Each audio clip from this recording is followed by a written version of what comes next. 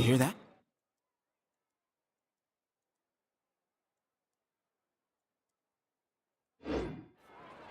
Something's good.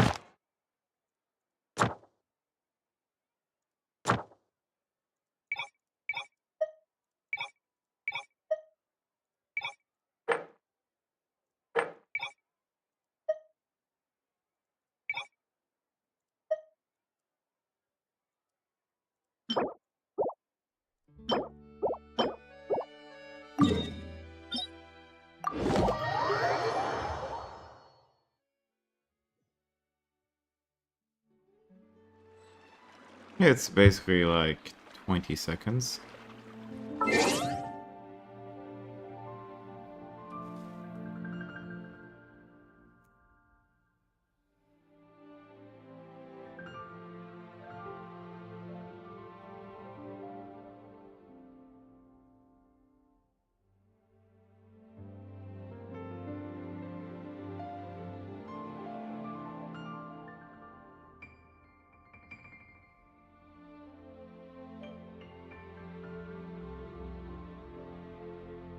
"30 seconds delay. Nice.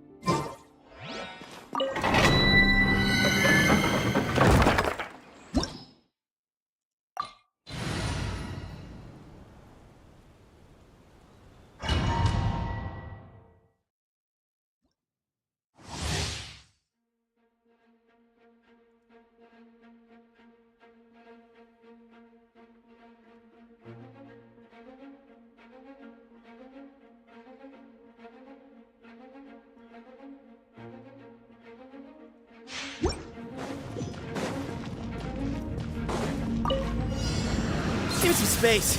Rest and rebuild! Everyone hold hands! Uphill battle! Covenants of the deep! Loaded. Time to testify. Kyah. Kyah. Grow, grow! Oh, ah!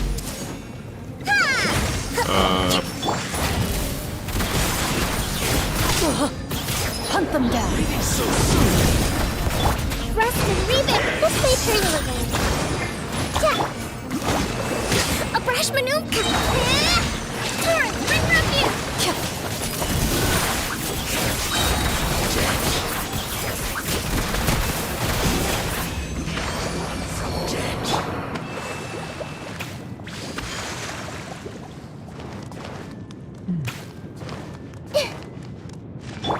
Hold the line! Hey!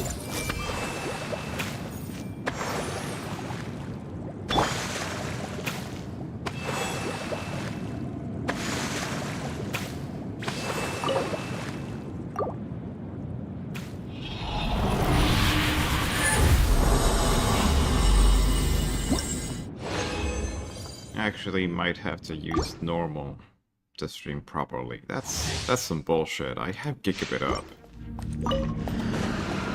I see everything! Uphill battle! Time to testify.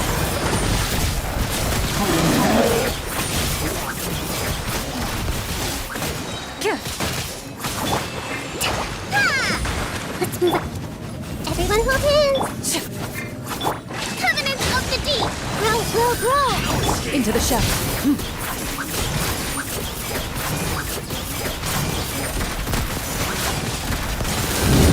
Hunt them down. Allow me! I see everything! Ready. Can't run from death. Yes, I can.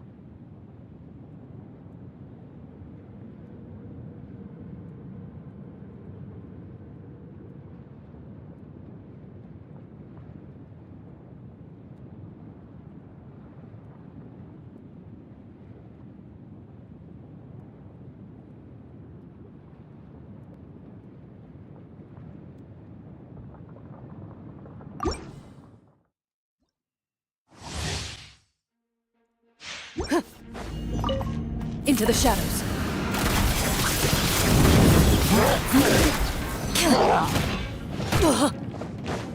Rest and rebound. Take. Time to testify.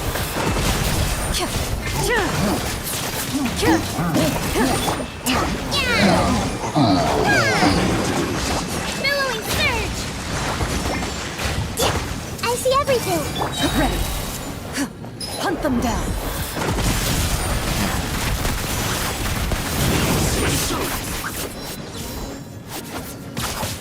Allow me. Yeah, just wait for. Evil look. Shoot on sight. Nice.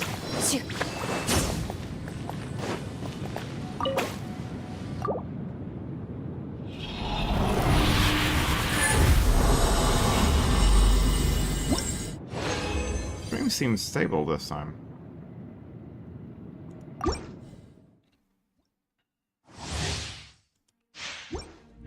Into the shadows.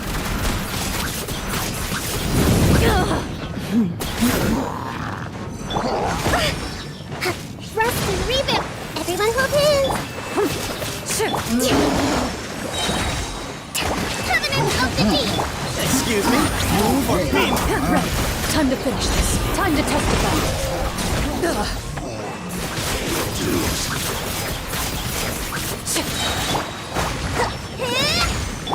I see everything. Hold the line. Way ahead. Move to Al Akbar. Into the shadows. Where evil lurks. Shoot on sight. Everyone hold hands. Torrent, bring refuge. Explode. What's the cat size? Should make it. This should do for the actual burn.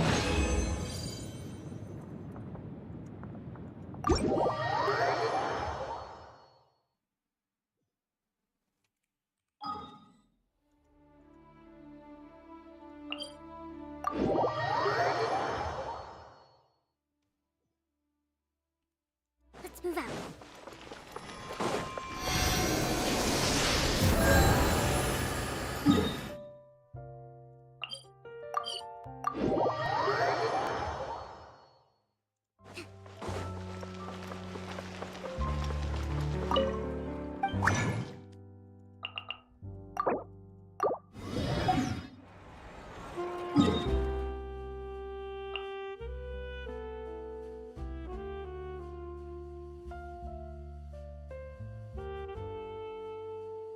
Yep, that brings us to way past 8 a.m., which is my actual schedule thing. Okay, good. That does us for the actual resin burn. Now for the actual content of the stream. I'm gonna rename this, because this is actually stable.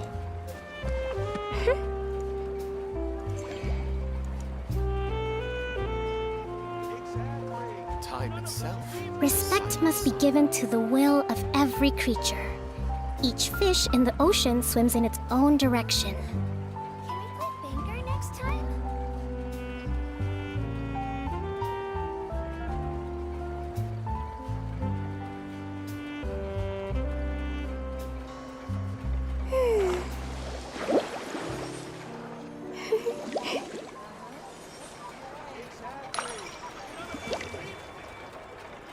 Time itself is a silent song.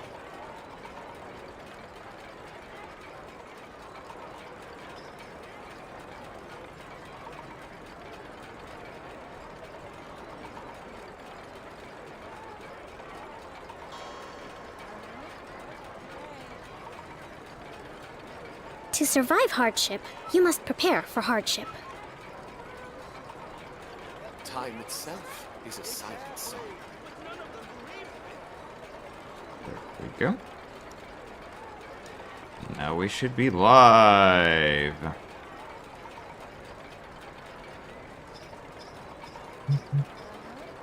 Yep, we are now live. Notification has popped up, though it's just saying Cybik plays. Nice. Time is Your Reading. publishing house has released numerous works that lay out military strategy in a simple and pragmatic way. Those are my favorite.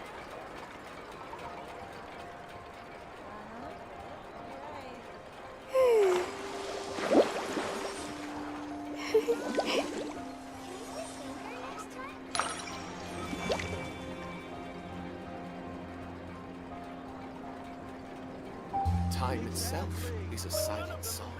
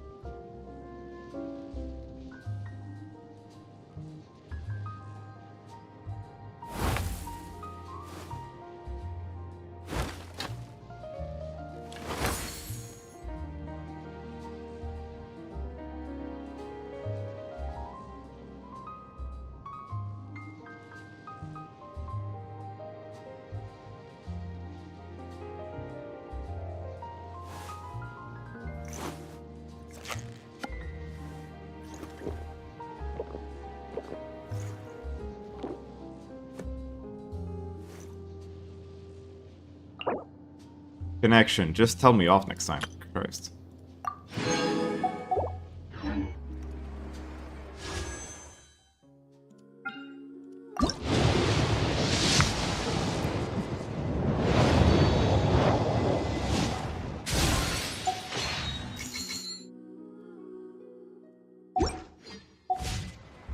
Respect must be given to the will of every creature.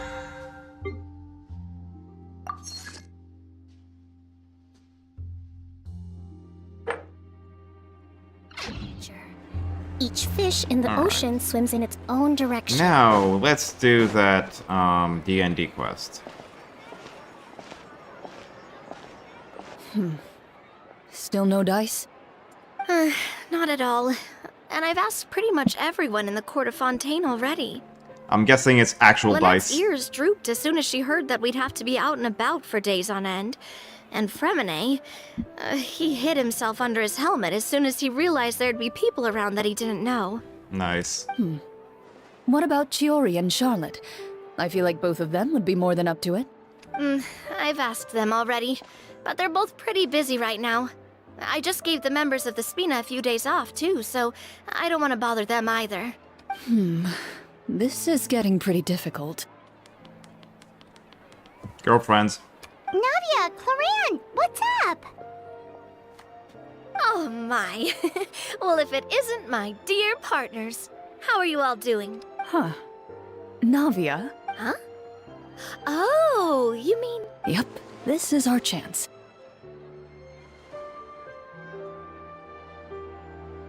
Lesbians in cahoots. Do you need our help with something? Oh, precisely. My dear partners, we've got a huge problem right now that only you can solve. No need to fucking for event real? this. Absolutely. We've already exhausted all our other options. Traveler, Paimon, would you join us and play Marechaussee Hunter Judgment Day? Oh my god. That's some Grandeur Nature type shit. Marechaussee, what now? It's a new game script by the Tabletop Troupe. Tabletop a local Troupe. roleplay adventure club. Holy shit! Ever heard of the Tabletop Troupe? They put out games that allow you to participate in a story and That's roleplay some. characters with That's your some friends. RP Oh, I didn't realize shit. there's Nice. since I was a kid. That sounds super interesting. Clorinde and I are both veteran members of the club. Recently, someone came up with a new script and was looking for people to help playtest it for them. And when they asked, of course I couldn't refuse. I mean, come on, a brand new script? Nobody has ever played it before.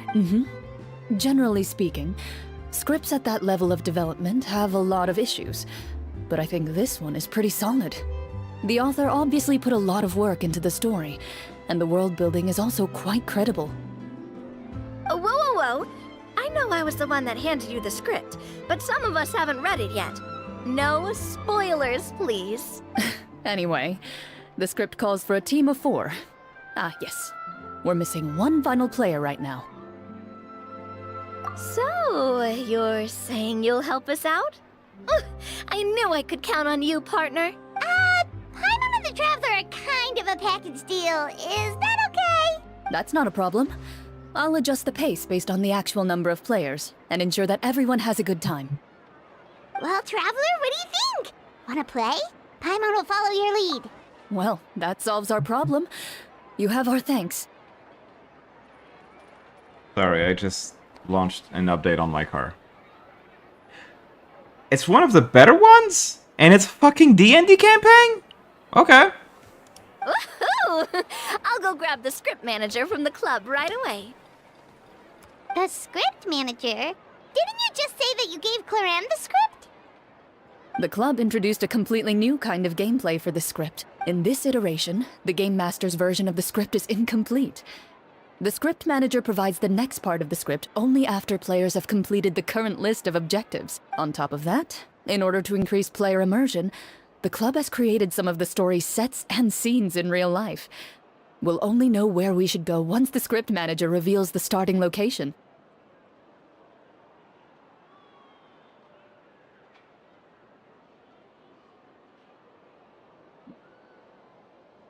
Wow, you're right. Whoever wrote this script really did put in a lot of work. And it's got a real healthy amount of suspense, right? I mean, even the GM doesn't know how the story will end. I look forward to experiencing it with you all. Why don't you go meet up with the others first? They should all be waiting at Chioria Boutique. I'll come over with the script manager as soon as I find them. Sounds good. Remember to always watch where you're going, and don't rush. My god. You say that like I'm 6 years old or something. Let me think. What kind of character should I play this time? I just hope you'll pick up some useful skills this time. Oh, and stop trying to persuade every animal you come across.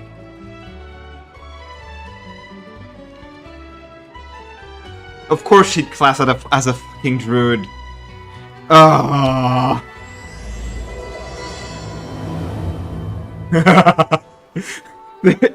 This is already some D&D bullshit. Nice. I love it. I already love it. Straight up.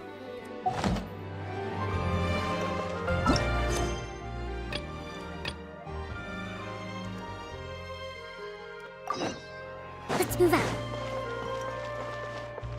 Alright, let's just go with a, story appropriate team. I knew you'd miss me. Wait. Did I notice some flair? Bring my notebook. Witness my Yep. magnificence. There's some flair. Need to hire a duelist? I'll take the lead today. And, let's go with Traveler. Just what will we come across this time? Wait. God damn it.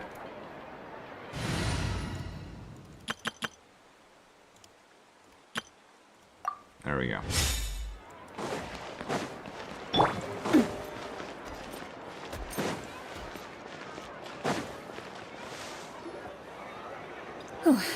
Sorry to keep you waiting. I didn't even You're know. back. And you've got the Traveler and Paimon with you too. What a pleasant surprise. I assume you'll be joining us for the game then? Okay.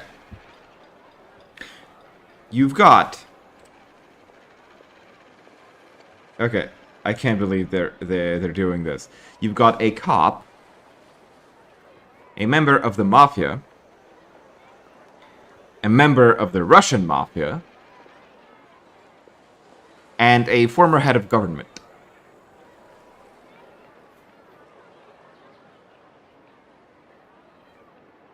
Okay, so basically, the mafia, the bratva, the government, and the law enforcement. That's an interesting set of characters. Linny, Farina! Paimon didn't know you were playing too. Are you also members of the tabletop troupe? I'm more of a casual member, if anything. I haven't taken part in many formal club activities. Lynette Fremine and I play something similar at the Hotel Bouffe Tété sometimes, but I'm usually the GM. He's the game master. I'm sure it'll be fun being a player for the first time. I'm looking forward to it. Well, I'm not a member of the club at all. Clorinde simply woke me up first thing this morning, said there was a good script worth experiencing, and asked if I wanted in. If you're interested, I can give you a referral. That should give you a 40% discount on membership fees. I think I'll wait to see how this experience plays out first, especially when it comes to the quality of the script. If it's sufficiently fun, then I'll join. Do you participate in a lot Alright, of tabletop troupe activities, Clorinde? I like her You attitude. could say that. She's actually one of the few senior game masters of the troupe. Right. I knew about that even when she was still my subordinate. It's nothing. Really, just a small hobby of mine. Translation, she's a fucking nerd. Wow. Nice. Paimon's so used to seeing you be all I'm even more glad I put upstanding and full intimidating floor as the for her. champion Nice. duelist. It's kind of hard to imagine you role-playing with a bunch of friends. Surely you jest. I would never intentionally make things difficult for my players. I maintain a clear boundary between my professional and personal lives. The me you see at court represents the law and order of Fontaine. I put all personal feelings to the side and grant a fair duel to all who seek to defend their honor. But in my personal life, I'm just an ordinary person. Someone who feels anger and sadness. Just like Well, you say that, but for all the time I've known you, I don't think I've ever seen you cry. I've seen you get angry, sure, but now I'm wondering whether you were actually mad or if it just looked that way from the outside. I was probably in work mode during those times. Damn. So, well, in any case, I just feel like even in your personal life, you don't get emotional very often. So you want to see me cry? That might be a little difficult. A show of anger, though, that might be something I could accomplish. No, that's not what I meant. Farina. I adore you.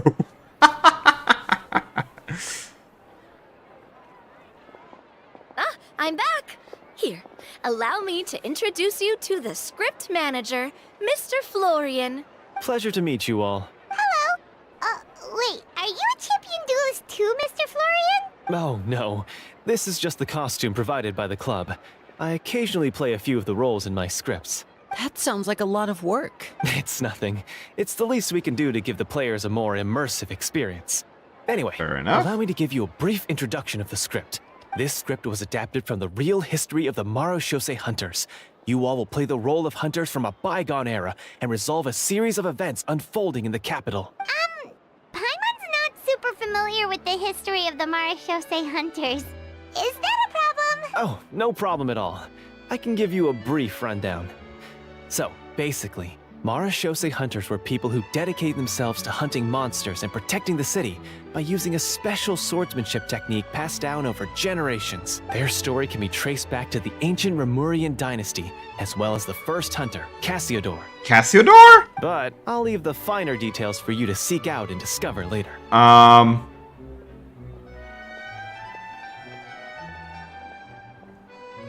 Didn't we just... And I'll provide additional commentary as the story progresses. In that case, brave hunters, are you ready to set out on an unknown adventure? Whoa, just one sentence and it's like we're in the story already. Aha, I see many a determined gaze before me. Very well, head over to this location and begin your heroic journey. So, as we follow the story, it leads us to specific scenes? Ooh, sounds pretty innovative. What does the message in the envelope say? It's the exact location of the scene, as well as the formal permission to use the venue. Huh, seems like they have everything prepared. Please check all your belongings, everyone, and make sure you haven't forgotten anything. Once you're ready, please follow me to the designated location. Sounds good. Hunter Squad, move out!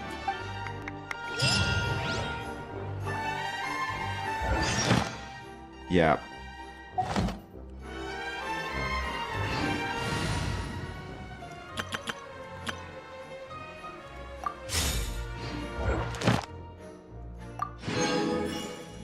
I'm just gonna run the actual quest instead of just staggering the points.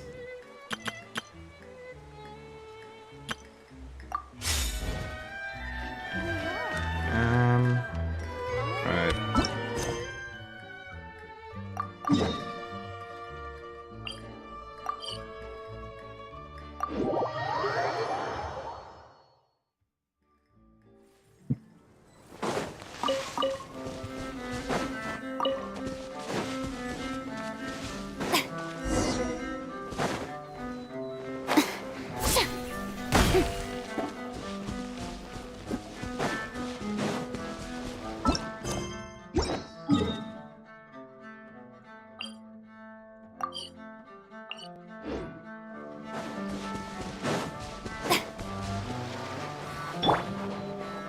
Loading.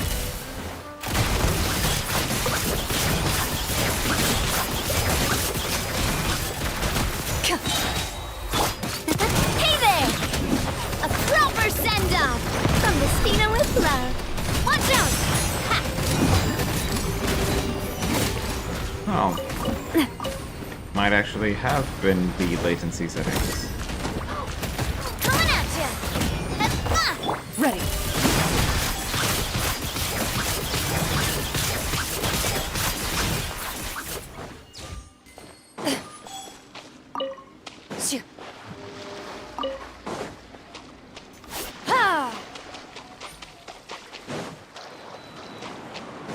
Oh.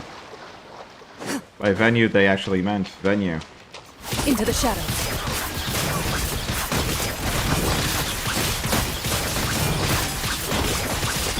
Strike a pose! Starfall!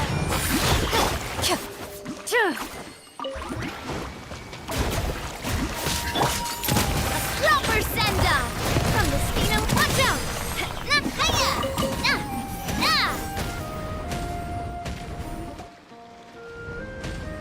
Whoa, they really have thought of everything.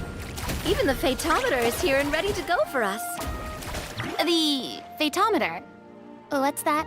It's a card that's used to determine action success or failure. We'll need to use it when we try to use certain skills. That dice rolls. Okay. And what about all the dessert and tea? Is that for us as well? That's what the message said. Oh, really? That's so nice. It feels just like a tea party with friends. Those snacks have Paimon's name written all over them! I think you might be more of a snack hunter than a Marashose hunter, Paimon. Snack Hunter Paimon reported for duty! If there are delicious snacks to be found, Paimon will track down every last one! The desserts are great. But I'm still looking forward to the story more than anything. Nice. Very fair. Then, let us begin. First, please pick up the blank character cards in front of you and write down your name and profession. You can find an abbreviated version of the rules printed on the back of your character card. If you have any questions, feel free to ask me. Yeah, so she's In this actually story, the game everyone master. is a All right. Marashose hunter. To reflect this, the club has prepared a small badge for everyone. Ooh, nice! As hunters, you have proficiency in swordsmanship and fighting by default, so there's no need to allocate any additional skill points to those areas. Swordsmanship? I still wanna. So there's a fighting part to all of this? Paimon's not sure she can do all that on her own. Maybe Paimon can just stick with you? You're a Why don't walking you share a character card, encyclopedia then? then. The Traveler will be the Marashose hunter, and you can be her little floating assistant. Kinda like in real life. So, for the name, do I fill it out with the name of my character? Yep. It can be any name you like. You can use your real name too if you want. I do that whenever I get too lazy to think of a new name. Oh, so it would be like experiencing a different life, but still as yourself. That's not a bad idea. In that case, I think I'll continue to use the name Linny then. Next up is the skill sheet. You have a limited amount of skill points that you can use to learn a number of skills. The more points you invest in a particular skill, the easier it will be to pass associated checks. I'll take Oh my god. persuasion You and fucking bard. investigation. Those are must-haves when it comes to missions like these. Oh, those skills sound like they'd be useful for gathering intelligence. Good idea, Navia. So should we also take those skills then? Nah. Not necessarily. Since we're working together as a team, we could leave the negotiations to Navia and use our skill points to pick up other useful skills. For example, I think I'll take stealth and sleight of hand. Which is That will give you. us more options if we run into any situations we can't negotiate our way out of. Oh, interesting. I wasn't thinking about it like that. I suppose it's not so different from an acting troupe. Everyone has their own role to play. Let me see. I'll take arts and performance. I'm not quite sure what use they'll be, but I'm not as knowledgeable about the other skills, and I am not too confident I'd be able to roleplay them well. Well, that leaves us. What do you want to learn, Traveler? Ooh, so you want to help people when they're injured. Something that'll help you get a read on other people's thoughts. Sounds useful. So what do you think? Are you sure you want to learn these 2 skills? Yep. Let's see. You've all picked such classic skills. It's fine to go a little bit out of the box, you know. Why do I get the feeling she's getting ready to cause trouble? For example, this one here. Okay, this is Summon. very clearly Doesn't it sound super GM. mysterious and cool? Oh, I saw that one just now as well. The description says, this skill can be used under certain circumstances to summon characters or creatures that fit the script's world-building rules. The script's world-building rules, huh? But how are we supposed to know what a Marashose hunter can summon? Oh, that's not for us to worry about, my friend. Just learn the skills that interest you, and the GM will take care of the rest.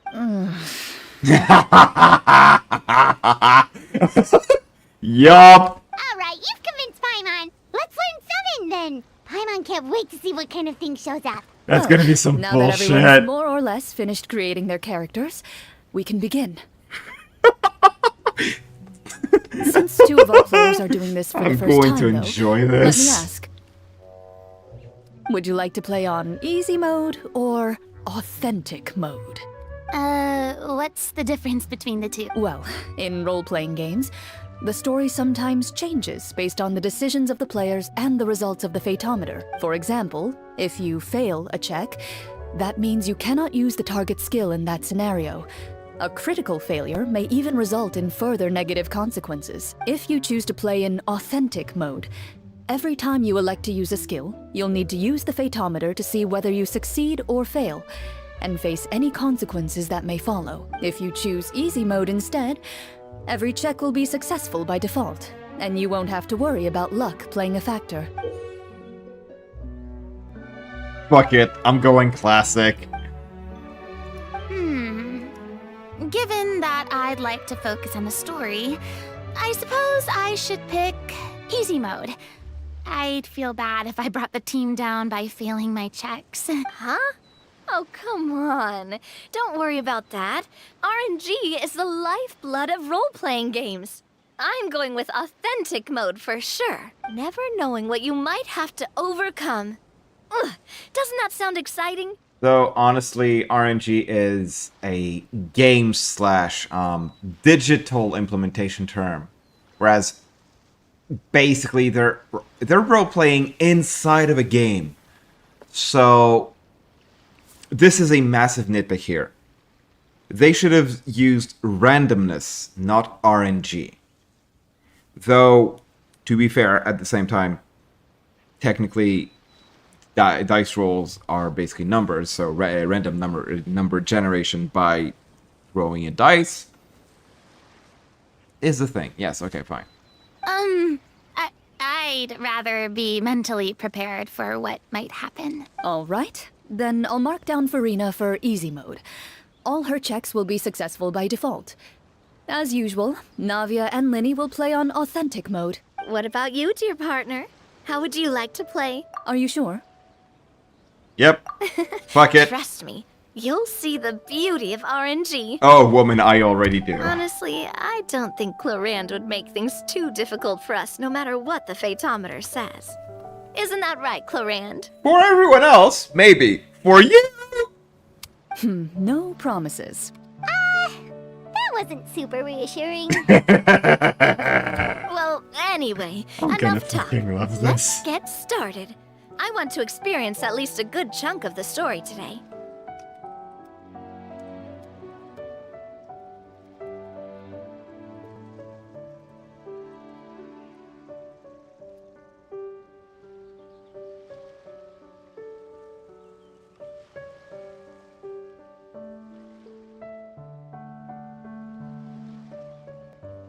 Speaking of the story, why is the beginning scene on a beach?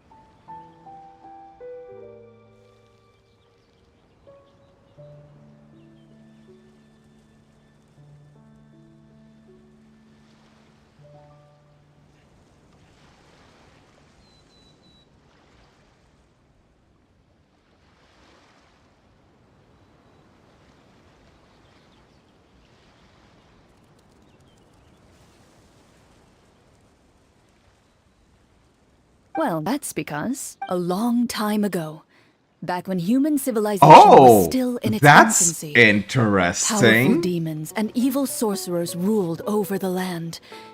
They created a host of monsters and sent them to slaughter all humans in existence. That's a new feature in the engine. Soon, a group of human rebels banded together.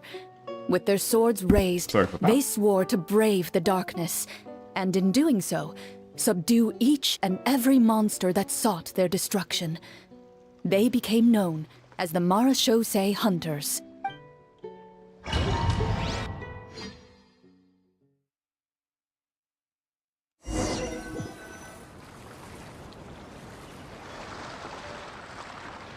Sometime later, as a member of the Marachose Hunters, you receive a commission. Following the address provided on the message, you take a boat and arrive at this strange city. As you inhale, We're you in can taste Mond. the slightly salty air of the docks as you begin to survey your surroundings.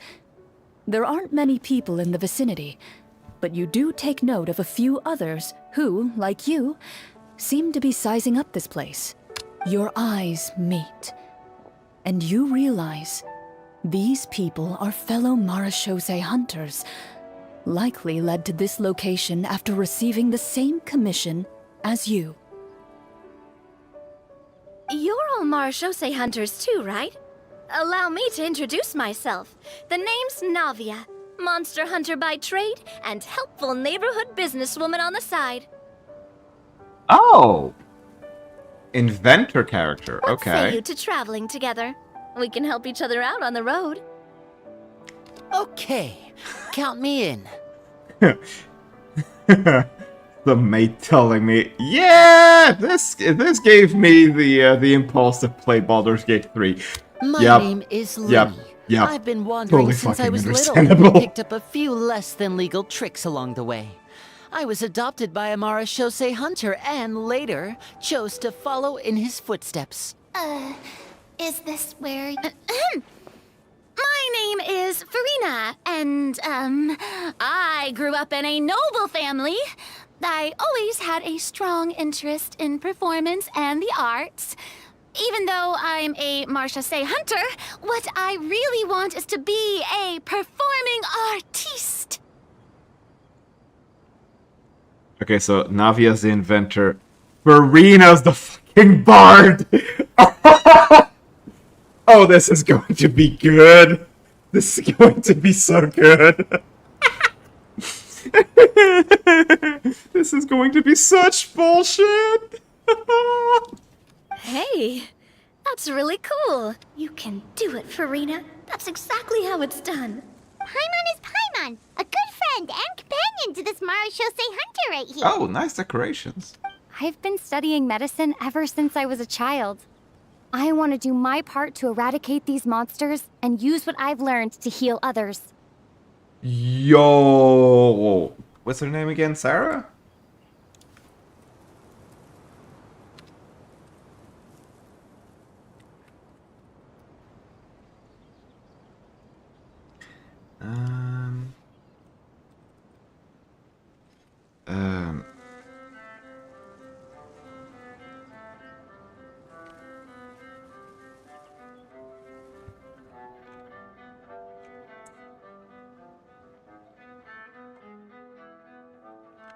Arg. What's her channel again? Sarah Miller Cruz. Yeah, SMC. Yeah. That's very nice having Sarah voice her lines here.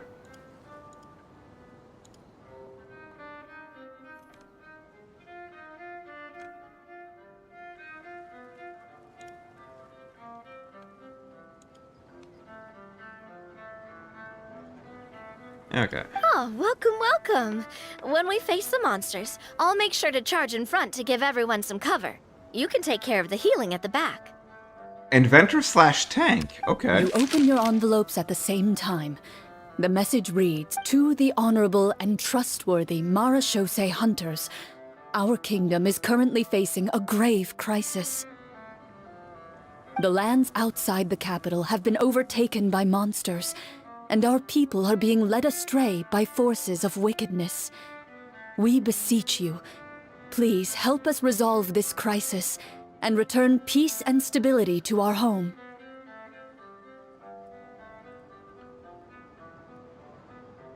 Huh. The layout of this city looks super familiar. It kinda reminds Paimon of Mondstadt! The scriptwriter must have used a real-world city as a reference when coming up with the map. As experienced hunters, the layout of the city reminds you of places once traveled. You recall the sight of tree-lined streets and the gentle tranquility of days gone by. Basically, Clorinde saying, "Bitches, stop being meta." Okay, nice. Yet, as you regard the city in front of you, it appears to be little more than an empty shell. Its hollow gates are open to you, beckoning you to come forth and bring salvation back to the town. I carefully read every line of the letter and turn my attention to the signatures at the bottom. Who issued this commission to us? You Nice. see a long string of unfamiliar names. It would seem that many of the residents of the city issued this commission together. They sensed that things were not right within the kingdom and sent a distress signal to the outside world. Oh, okay. In that case, why don't we take a walk around the city and see if we can learn anything from the local residents? Oh, good idea. We might be able to get some leads on the monsters and bad guys we're after. You look up and see a tavern nearby. It appears to be open for the day. Why don't we go check out that tavern? If the novels I've read are anything to go by, taverns are usually full of information. Exactly what a bard would say. Wait, As you approach the tavern, you find a plainly dressed woman standing nearby. this She game appears mode to be is rather very troubled about interesting. something.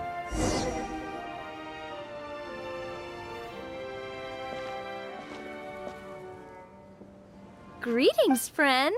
Lovely weather we're having today, don't you think? Oh, hello. I suppose you're right. The weather today is quite lovely. If only those monsters out there would stop causing trouble. It seems like every character included in the script has a certain amount of useful information to offer.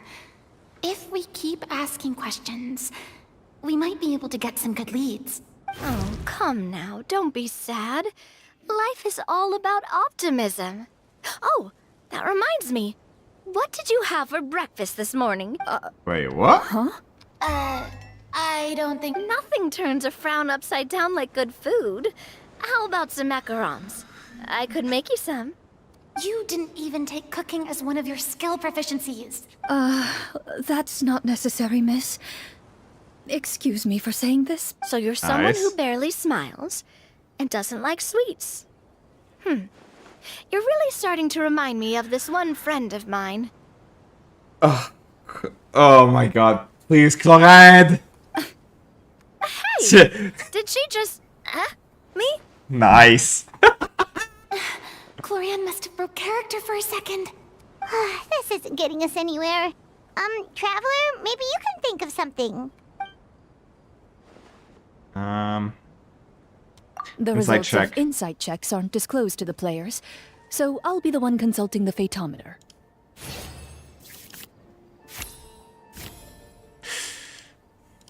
You recall all the lessons you've learned in your time and begin to carefully observe the woman's mannerisms. I think I succeeded. You notice that when she's quiet, she has an empty look in her eyes, as if her thoughts have drifted to a place far, far away. And when she speaks, she often subconsciously reaches out to touch the ring on her left hand. This is not a critical success, but probably a high roll. So you noticed. That's a little embarrassing. A horde of monsters suddenly appeared near the capital recently, so all the guards were dispatched to fight them. Do you remember when those monsters appeared? I'm not completely sure.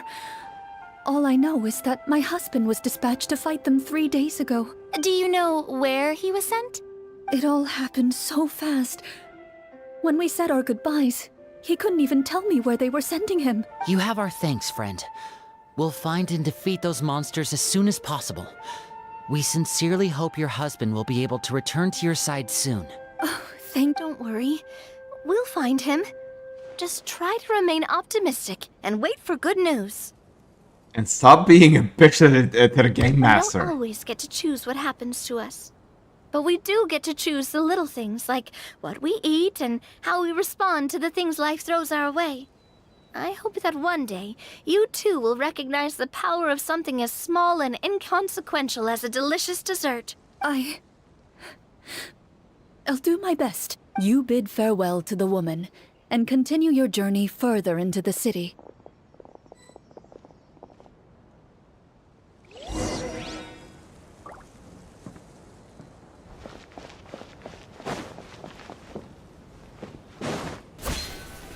As you venture further into the city, the streets appear largely empty. An elderly woman walks past. You see her shake her head as she puts away her wrinkled wallet. A nearby merchant folds his arms and gives you a disdainful look. You get the impression that he's someone who has long gotten used to the sight before him. Fuck are you on about? Although he doesn't seem very friendly, merchants are usually a good source of information, right? Pardon me, sir. I'd like to ask a question if I may. That depends. How much are you willing to pay? How about this much? What do you take me for? Some lowly beggar? You can't even buy half an onion with that amount. Surely an onion can't be that expensive, right? What do you know? War's nearly upon us. Everything costs several times what it did before. If you're not gonna buy anything, then scram. Whoa, what a nasty guy. Maybe we shouldn't even bother talking to him. But he still might have information we need. Traveler, can you think of something?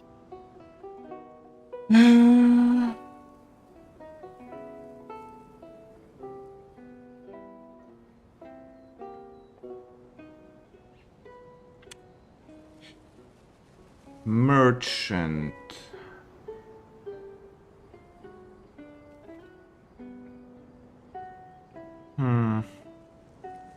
I'm I'm gonna go with Linny because I don't want to over-rely on Navia. Okay, while everyone is talking, I secretly use my magic props to summon a bottle of wine without the merchant noticing.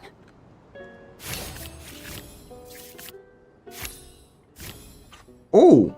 Linny is making a check. Okay. Oh, that's nice. That's very nice. Decent roll. Success. We meant no offense, sir. Here, allow me to offer you this bottle of vintage wine, made only from the finest grapes. I'll just leave it here. Please, enjoy it at your leisure. Ah, I should mention that this wine is the perfect accompaniment to a meal. I'd suggest enjoying it with dinner. All right. Go on and ask. What do you want to know? Nice. Do you have any information on the monsters or the crisis that has overtaken the kingdom? Crisis. If you ask me, there's a crisis everywhere you look. Those monsters are camped outside the city, and they've been destroying all our trade routes. We have limited reserves within the city, so if this continues, we're all gonna be in big trouble. Wait, you're saying no one has put a plan in place to distribute supplies or maintain order? We could all starve, and those nobles in the palace wouldn't even break a sweat. Who knows? That Maybe sounds they've like been in Lauren's cahoots with the plan. monsters all along. That is concerning.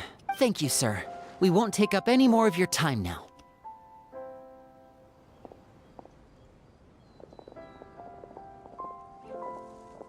Hey, why did you leave in such a hurry?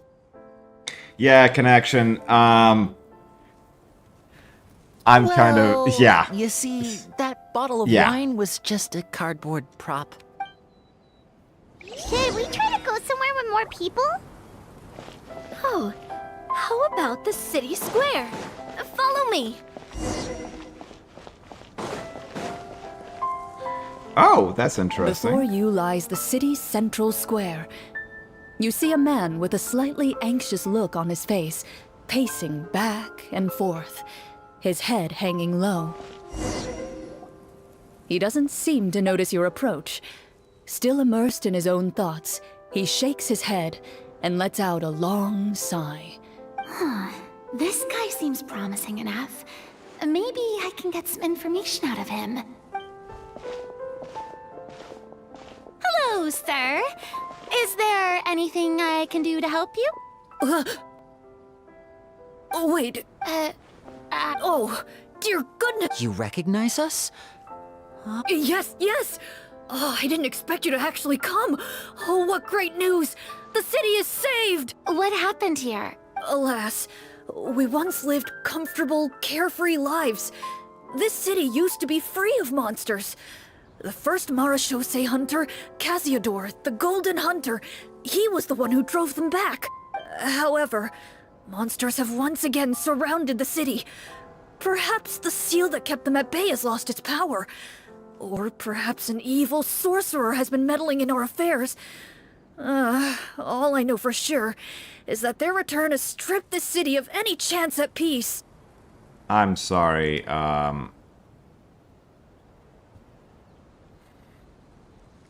Clorinde's VA is just flexing at this point. Are there not enough soldiers to drive them out? Give me a second. This is some Dungeons and Dragons bullshit. The Dungeons and Dragons bullshit. I'm going to pour myself a glass of wine because this is too enjoyable.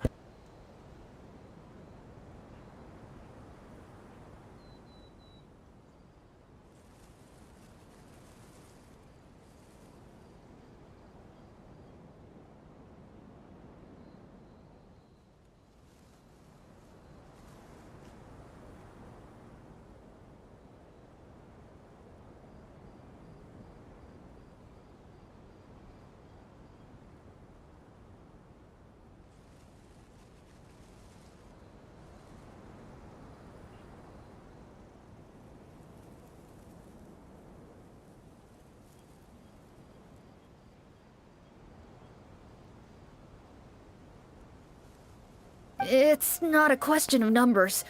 The guards simply have no idea how to deal with them. Most people my age have never even seen one of the monsters, much less been trained to fight against them. What's worse, many of us don't even know the history of the Marashose hunters anymore. When I was a child, though, my grandfather would tell me stories about how the Marashose hunters drove back the monsters. So, on the off chance that something might come of it, I decided to reach out to you. To be perfectly honest, I was starting to think all those stories were just tall tales. But now that I've seen you in person, I finally know that it was true! Well, you can rest easy, friend. The righteous and formidable Marashose hunters are on the case. The man is touched by your determination and resolve. His eyes begin to well with tears of relief. Still, if we are going to hunt the monsters, we need to know where to find them. Can you give us any leads? All I know is that the area outside the city is... Oh, although, if you leave the capital through the main gate and follow the road, you should run into a group of guards. They might know more about where to find the monsters. I see. We'll go look for them then. All right, be careful. Oh, and one last thing. The monsters outside the city are just part of the problem. There are evil sorcerers inside the city as well, so be on your guard. They're actively working with the monsters, and have corrupted the court ministers with malicious magic. They're the reason why, even inside the city, everything has been a giant mess. Even one of our kindest ministers has turned into a boorish and unreasonable figure, interested in nothing but enacting laws that exploit the people. Who knows how much longer we'll be able to go on like this. Talk about being stuck between a rock and a hard place. I feel bad for him. Maybe we should try to cheer him up? Hey, not everything can be solved with food. Yes. I appreciate your kindness, but for now, it's more important to focus on the crisis at hand. Brave hunters, I leave the future of this kingdom to you.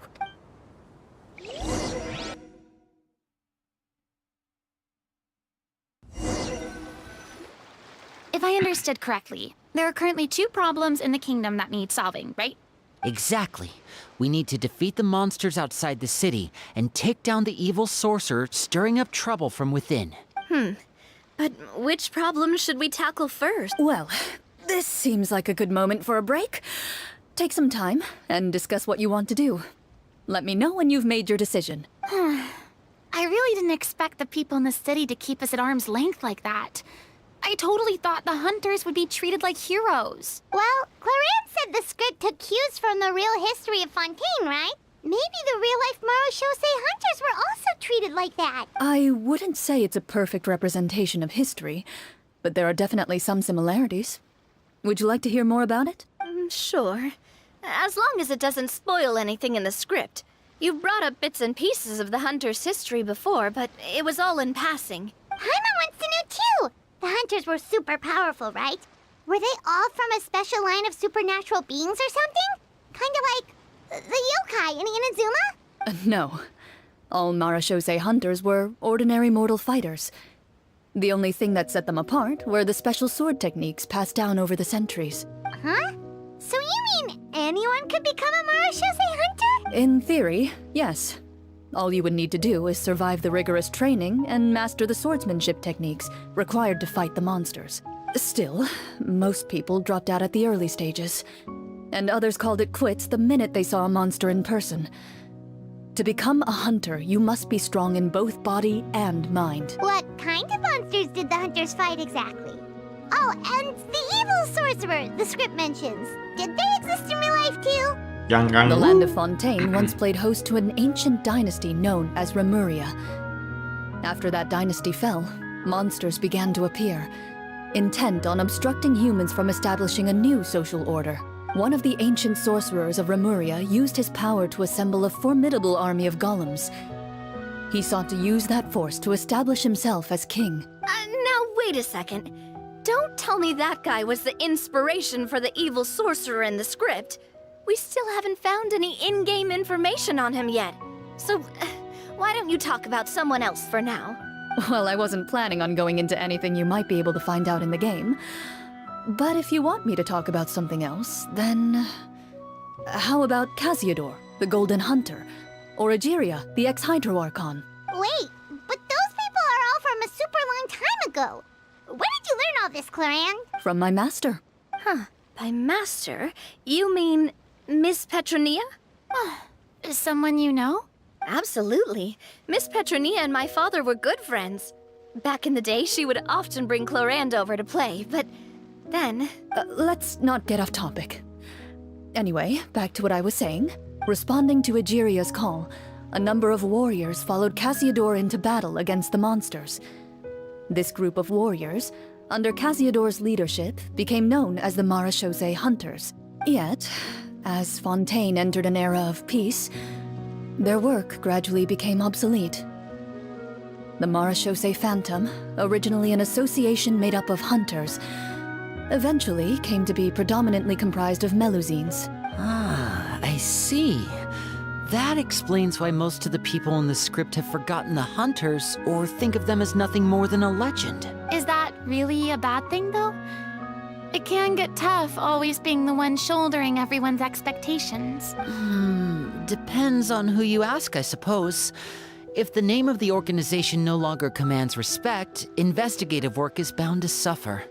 Speaking of investigations, which problem should we tackle first? Monsters or evil sorcerer? I vote monsters. That's the main duty of the hunters, right?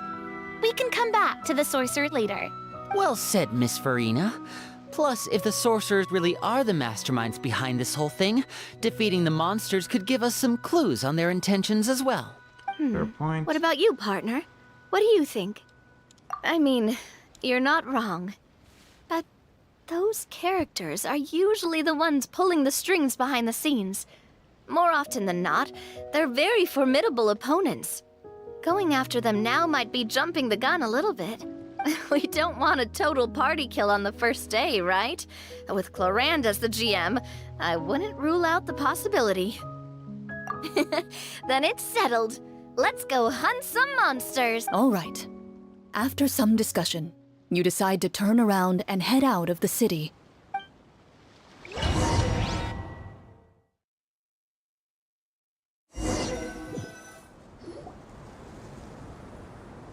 Erg.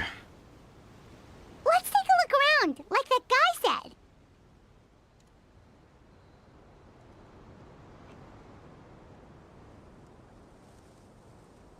Oh, right. Let me close my stream and restart it. Yep, okay, good.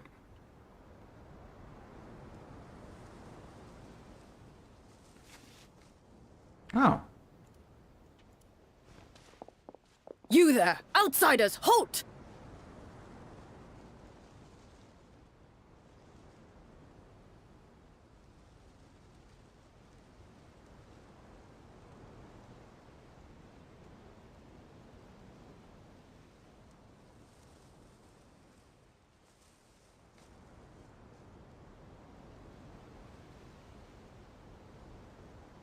Yep. 30 seconds still. An armored man approaches you. He has a tall, muscular build and a determined expression in his eyes. Just one look, and you can tell he's fought in his fair share of battles. Although he's trying his best to conceal his current state, his uneven gait and the sweat dripping down his forehead make it obvious that he's been wounded and is in serious pain. I'm the captain of the guard. I saw you sneaking around the city earlier, so I'll only ask this once. State your purpose, or it's off to the dungeons for the lot of you. Wow, it's been a while since someone's been this suspicious of us. I said talk, not whisper between yourselves. Marechaussee hunters? Ha! That fairy tale, you mean? What, you... Inside check.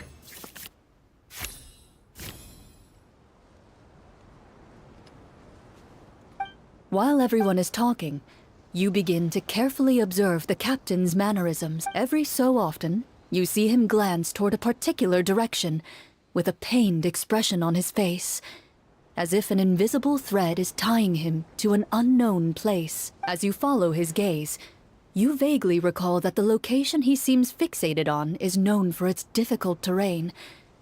Any battle that breaks out in a place like that is likely to be prolonged and devastating. Wait, is that where the monsters are?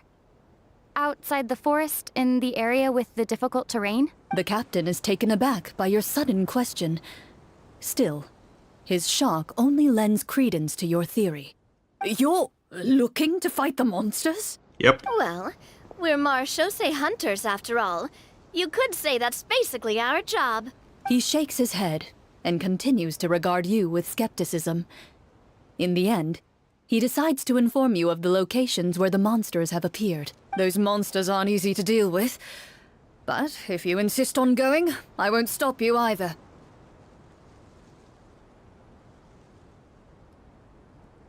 I just hope all the guards will be able to come back to their families alive.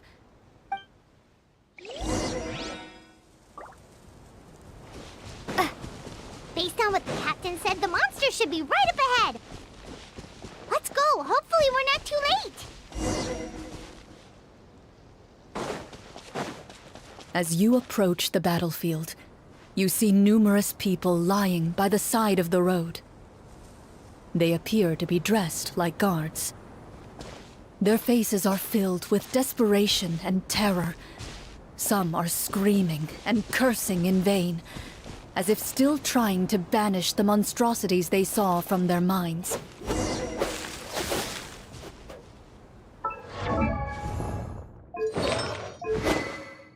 Okay, that's legit my unit.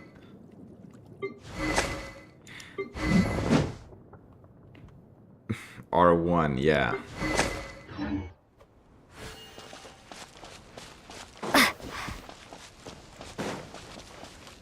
A few of the wounded look up at you in shock and disbelief.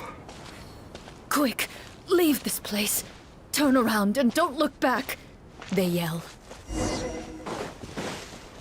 And we are saying, let's fucking go!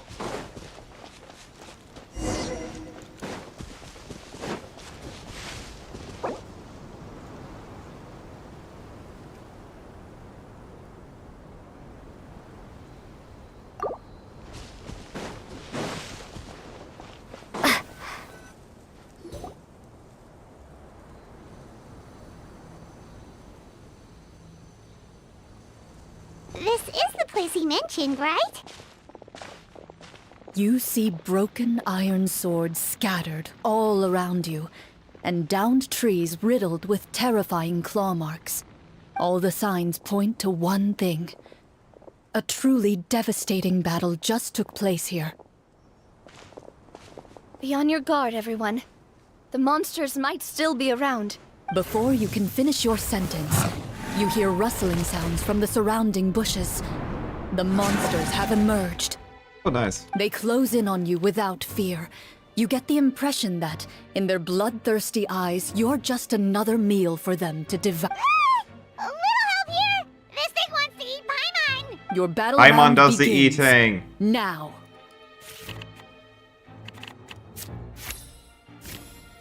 Ah!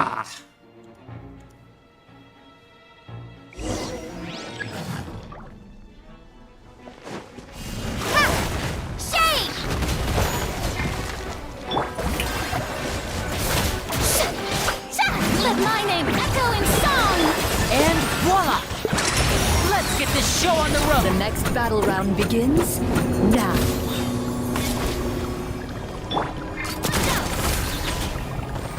Watch out!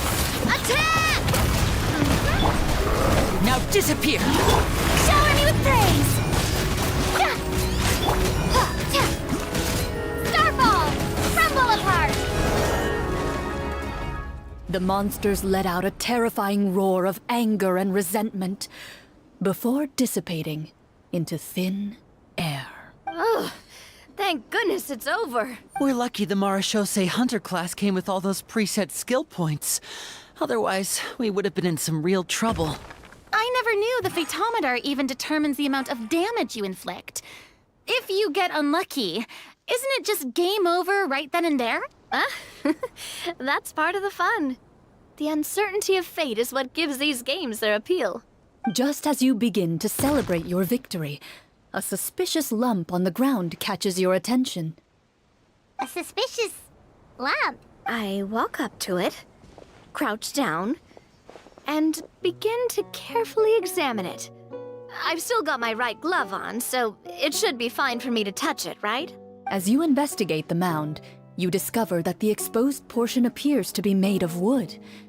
It was previously obscured by the large form of the monsters. With the monsters gone, the small protrusion now awaits your discovery, poking out of the ground like a shy flower bud. Whoa, it's a treasure chest!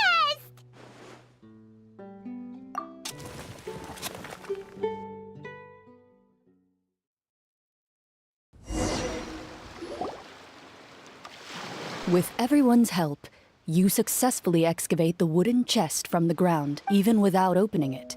You can tell from the mora and jewels scattered around the chest that it must contain quite the fortune.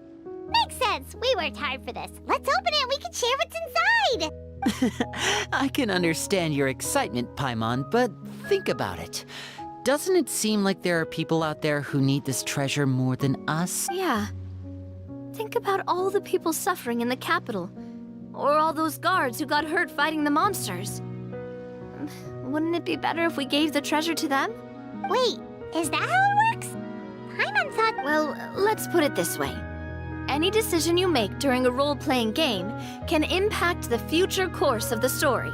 But would the people really believe us? It's hard enough for us to prove we're Marchese hunters. What if they think we procured the treasure illegally? They might get even more suspicious of us.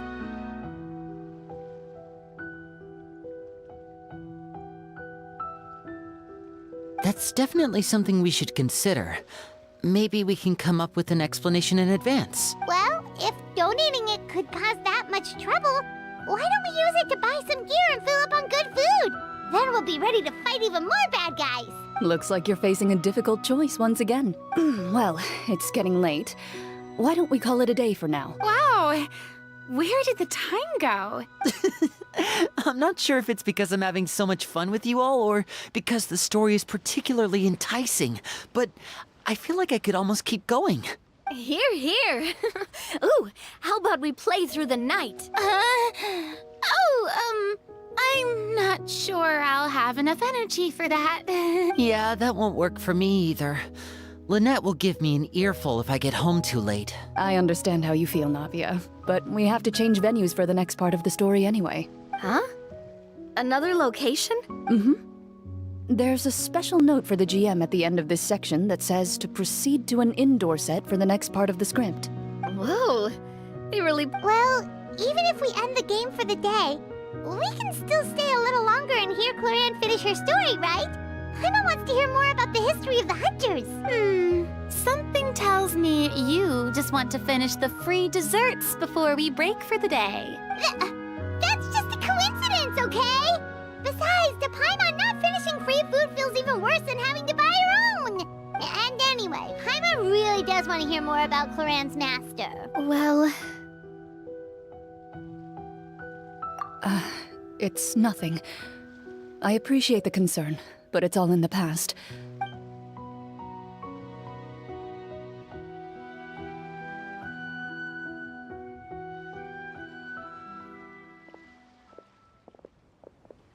My earliest memories are of living with Master. According to her, she saved me from certain people of ill repute. My birth parents had left me behind some time before that. My God, are all of the parents in Fontaine just dickheads? What a heavy beginning for a life story. Master was a fascinating individual, if inexperienced in the ways of raising children. My first ever toy was a short sword, although I suppose it wasn't so much a toy as something Master removed from her waist and handed to a noisy child in need of distraction. Oh wait, so she handed an actual sword to a child? Isn't that dangerous? Did you hurt yourself? Of course I did. I cut my palm and bled quite a lot. But Master was not concerned. She just stood there and casually lectured me about it. See, that's what you get for not holding the sword properly, she told me. She then crouched down next to me and said, "Give me your hand." I'll teach you to bandage this wound. After that, it's time to learn how to truly hold a blade. Excuse me for asking this, Clorinde, but how old were you exactly when all the... Probably around, 3, give or take. 3? Isn't that when most kids are still struggling to hold a fork? As I said, Master was rather inexperienced in the ways of raising children. She believed trial and error was the best way to teach a child what they're capable of. I'm not so sure this is a question of experience. I didn't see anything wrong with her ways at the time. And anyway, children don't get to choose how they're raised. Oh, she did bring me back a pet from Liyue once. It was a Geovishap hatchling. A Geovishap hatchling? For a pet? That seems even more dangerous. What she said was this: make sure to get along, you two. If you really can't agree on something, just settle it with a fight. Whoever loses is the real pet. Holy shit. What? And how old were you when this happened? 5. Well, did you win? No, I lost. So you're saying you actually became the Geovishap's pet? Yes, but only for a week. By the end of that week, I defeated it in combat, and we've shared a cordial relationship ever since. That really doesn't sound like the kind of childhood someone should have. Later on, I gradually understood that Master most likely didn't know any other way to raise a child. She was a marechaussee hunter, but I never heard her bring up her own parents. Thanks to her, I learned how to navigate the forest by the age of 6, and could hunt monsters in the wild by myself the year after that. Damn. Even though the training she subjected me to was strict, she always made sure to take me traveling when she had the time. We met many of her friends during those days. That was also how I met Mr. Callis and his family. I still remember the first time we met. You were too scared to join our picnic and hid behind Ms. Petronia the whole time.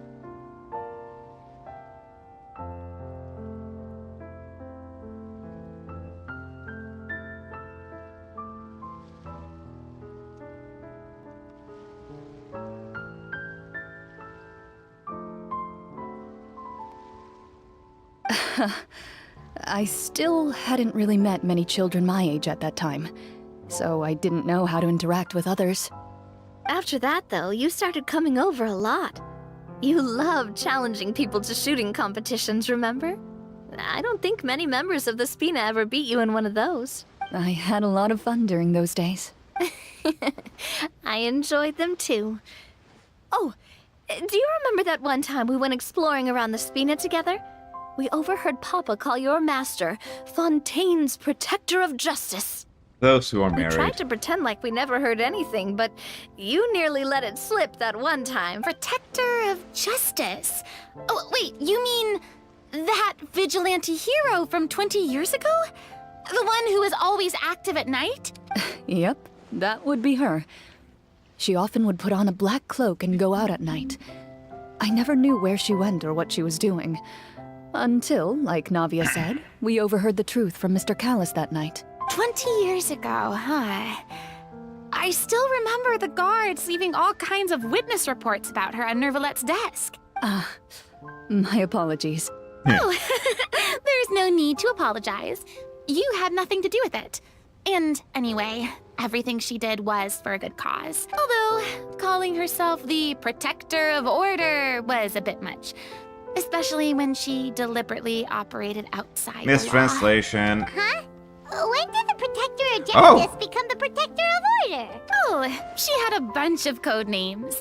I heard she would just come up with a name on the spot whenever she was asked. Later on, she probably got sick of answering those questions and decided to stick to just 2.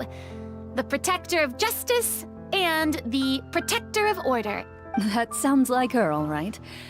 I bet she forgot which of the 2 she'd use by the time she got back each night. Well, she certainly sounds like a fascinating individual. With her strong sense of justice, it's no surprise her student followed in her footsteps. It's true. I always wanted to become like her.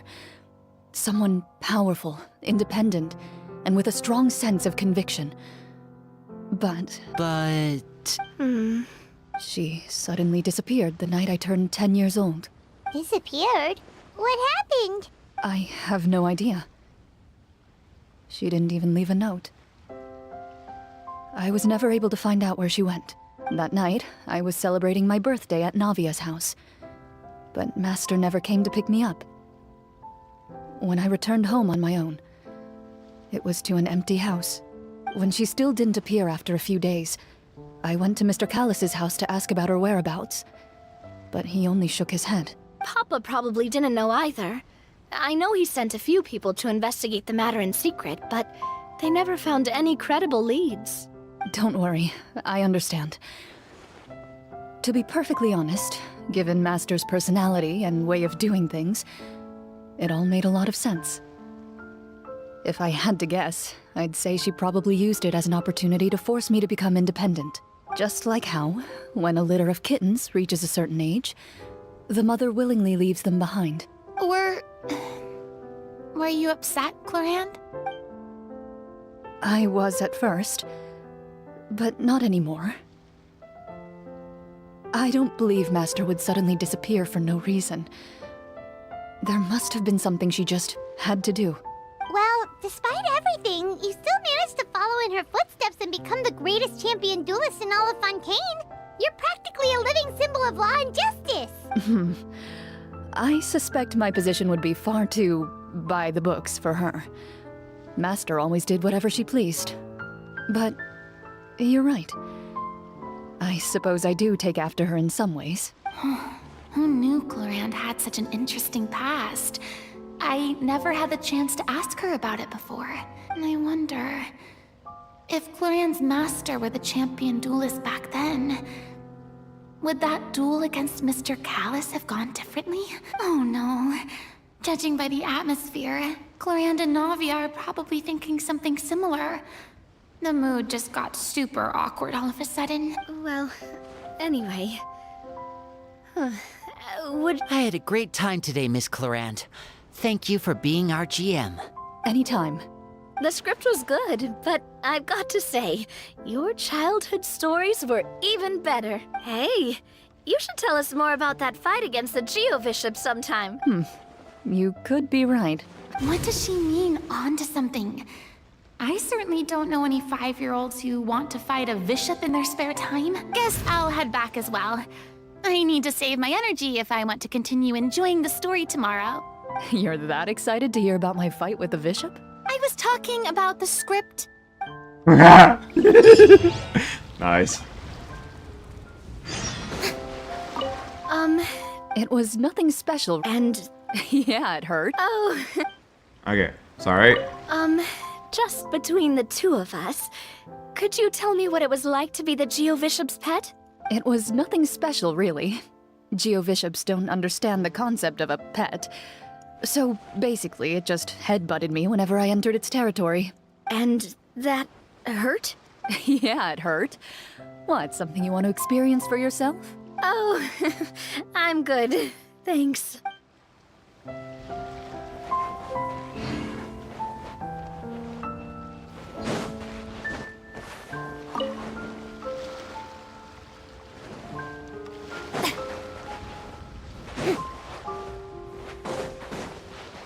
Yeah, okay, fine. That's actually good. That's actually pretty good.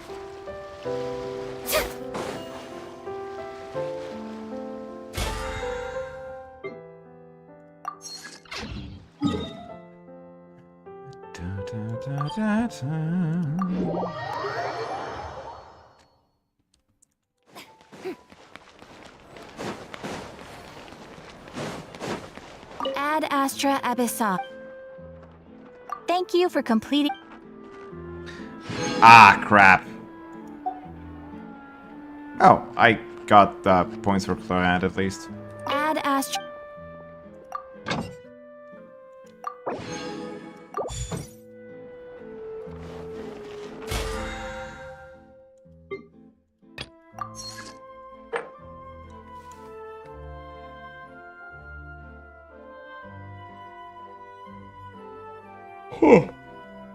Sorry. Okay, let me just stretch my legs a little. I'll come back to in just a bit. Exactly, but none of them believed me. Time itself is a silent song.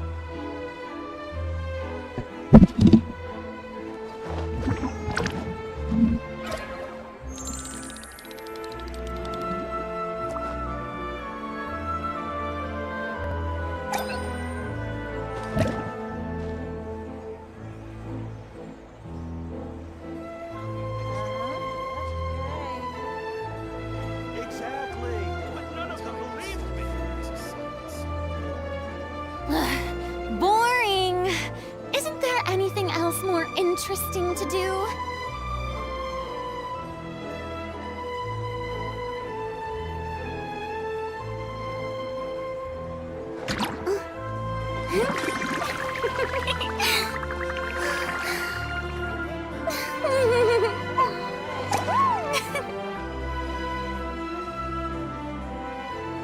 Exactly. But none of them believed me.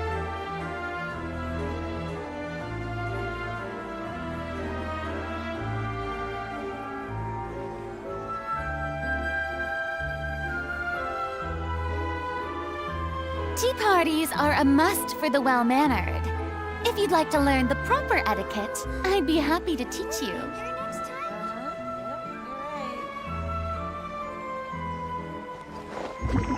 Exactly. But none of them believed me.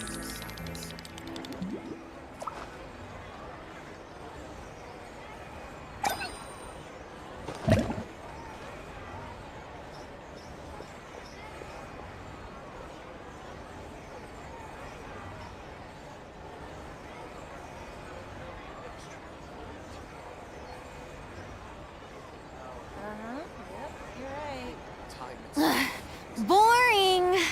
Isn't there anything else more interesting to do?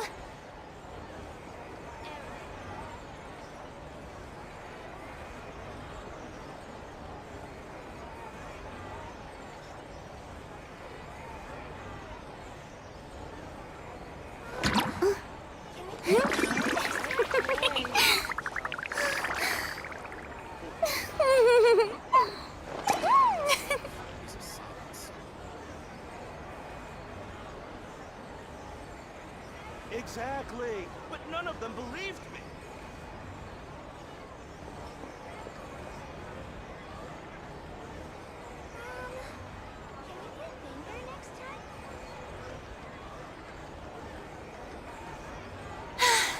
Being too popular can be such a hassle. Who knew the people would adore me so much?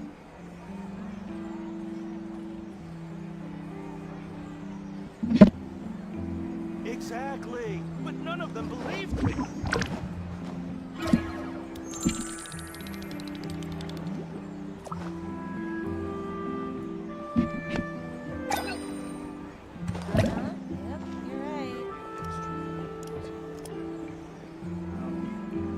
Time itself is a silent song. Exactly. But none of them believed me.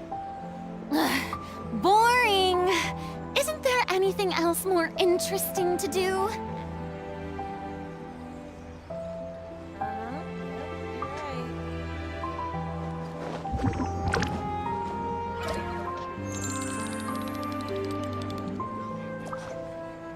Time itself is a silent song. Exactly. But none of them believed me.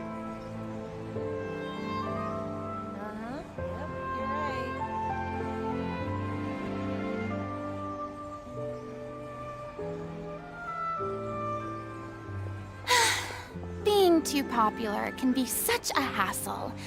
Who knew the people would adore me so much? Is a silent song. Exactly. No. None of them believed me. Banker next time?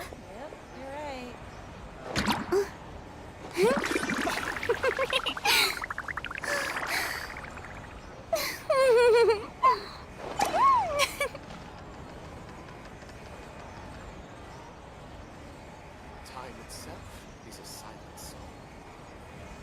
Exactly. But none of them believed me.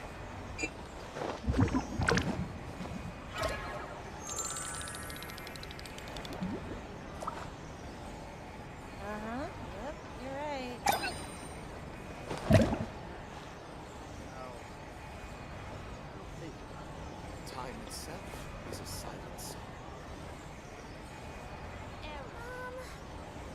Exactly. But none of them believed me. And we should be back. Wait. Oh. Oops. I didn't transition, so you saw me just pace around. Nice. Nice. I'm dumb. I'm really dumb. But none of them believed me. Anyway.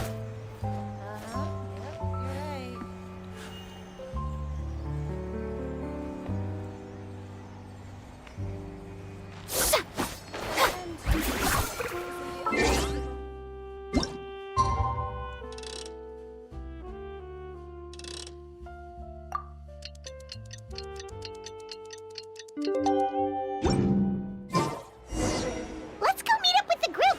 Paimon's really looking forward to today's story.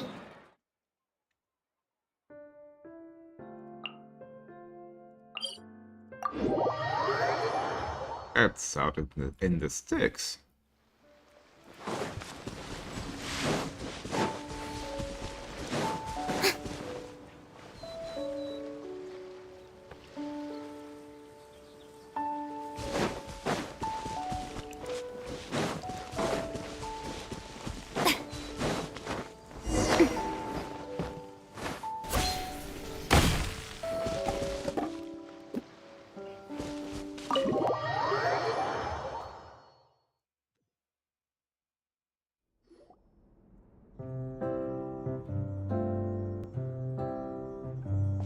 Looks like everyone's here. Now, before we begin, why don't we finish where we left off yesterday? There was an important decision to be made, yes? I'll pour everyone a cup of tea. Is that really the most important part? The heavy walls, cold railings, dim lights. This is obviously supposed to be a prison. I admire the work put into the set. Still, it's obvious the scriptwriter has never paid a visit to the fortress of Meripede. So this set is going to be a part of the script? Unfortunately, that is something I can neither confirm nor deny. Alright, later. Connection. Anyone think Clorinde's smile is starting to look kinda scary? Well, whatever happens, we'll just have to push on. But first, we should really figure out what to do with this treasure. If we're worried about arousing suspicion because of our identity, why don't we give ourselves a different name, just like Clorinde's master did? Yeah, it might be better to keep a low profile. As long as we're helping people, it doesn't matter who we are or what we're called. Staring at me won't get you anywhere. Or did you want some more tea? Paimon's good. Thanks. Why aren't you saying anything, Navia? Wait, what's that next to you? Oh, this is the short sword Clorinde mentioned last night. I found it. Huh. I'm surprised you managed to track it down after all this time. Well, I made sure to take good care of it, considering the circumstances in which you gave it to me. Of course I had to keep it safe. Anyway, They're where were fucking we? married. Oh, right. I was just thinking about all the potential ways for us to break out of prison. We could dig a tunnel, or try to bribe the guards. Wait, we haven't been thrown into prison yet, have we? Well, it's only a matter of time. It pays to be prepared. Just like how you should always have an umbrella on hand, even when it's sunny. Alright, Paimon's made up her mind. Let's just give the treasure away. Paimon may have wanted to keep it, but if it's going to land us in prison somehow, Paimon will be too upset to enjoy her snacks. So, you reached an agreement? All right then. Oh, and we'll collect all the scattered pieces of treasure on the ground as well. All right. You collect the treasure and make your way back to...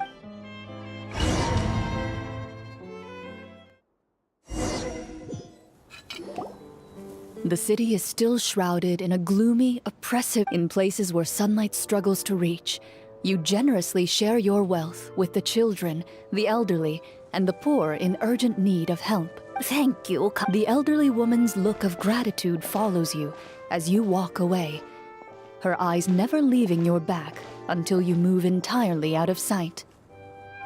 However, there's still quite a bit of Mora remaining. It appears you haven't made much progress. She's probably trying to tell us to speed this up. Should we go find that man again at the square? He seemed like a pretty responsible guy. I'm sure he knows the people here far better than us. He did. Oh, good idea. Just as you start to make way to the square, intent on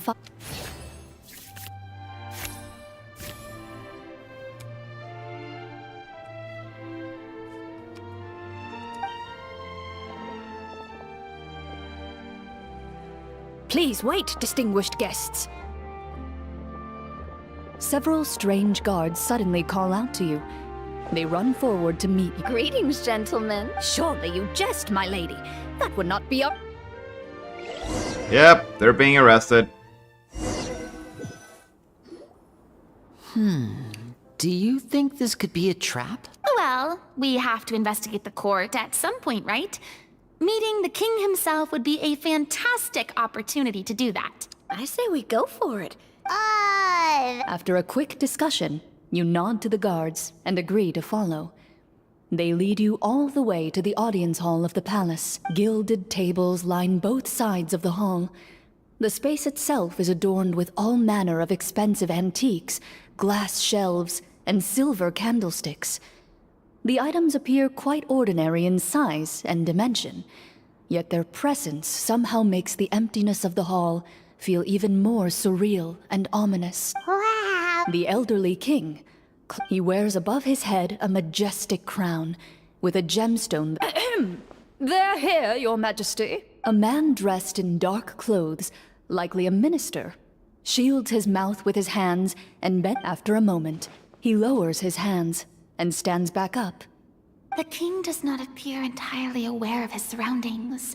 The king remains still and says nothing. Esteemed guests, allow me to thank you for... I've heard tell that your group, the Marechaussee Hunters, used your exceptional ability with the sword to repel the monsters near the capital. Such a great deed deserves to be rewarded. However, seeing that I was not fortunate enough to... Well, we've got nothing to hide. You Yep. The golem's blades were... Well, that was a... Your account does indeed match those of... Well, we did... How did he know about the treasure? Ah, then I must... Wait, but didn't you just say that our great deed deserved... Only that which is freely given by the king can be considered a... But that's completely unreasonable. Yeah, that makes no sense! Maybe so, yet the fact remains. You try... What, no answer? Surely you're not insinuating that you, a group of Well, what about the... Clad in his magnificent robe, the king remains seated, with his hands resting on either side of the throne. From the look of things, could the Prime Minister... I would like to observe the number of guards stationed in the hall.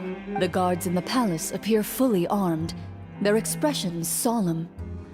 Sensing the tense atmosphere in the room, they stand at the ready, each with a hand placed upon the hilt of their sword, as if prepared to draw their weapons and surround you at a moment's notice. Well, there goes my plan to turn the whole place upside down, I guess. It appears we've been visited by nothing more. Before I decide your fate, however, I must first determine whether... Can't we try to slip away? Or maybe start some kind of riot? But if we try to fight the guard... Don't worry.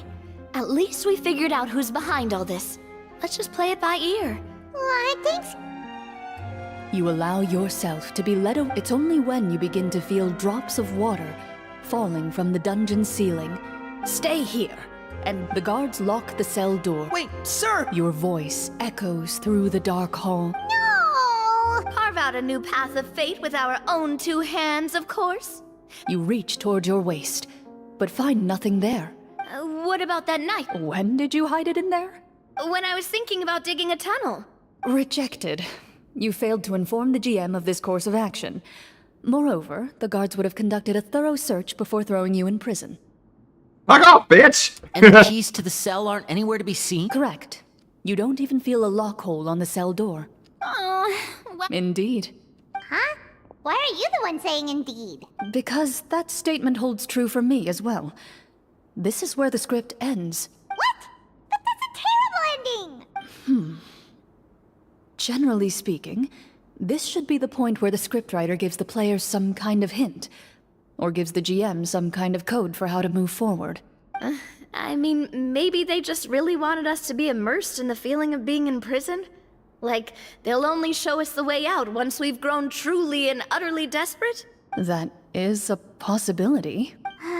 If only there were desserts and tea in real prison.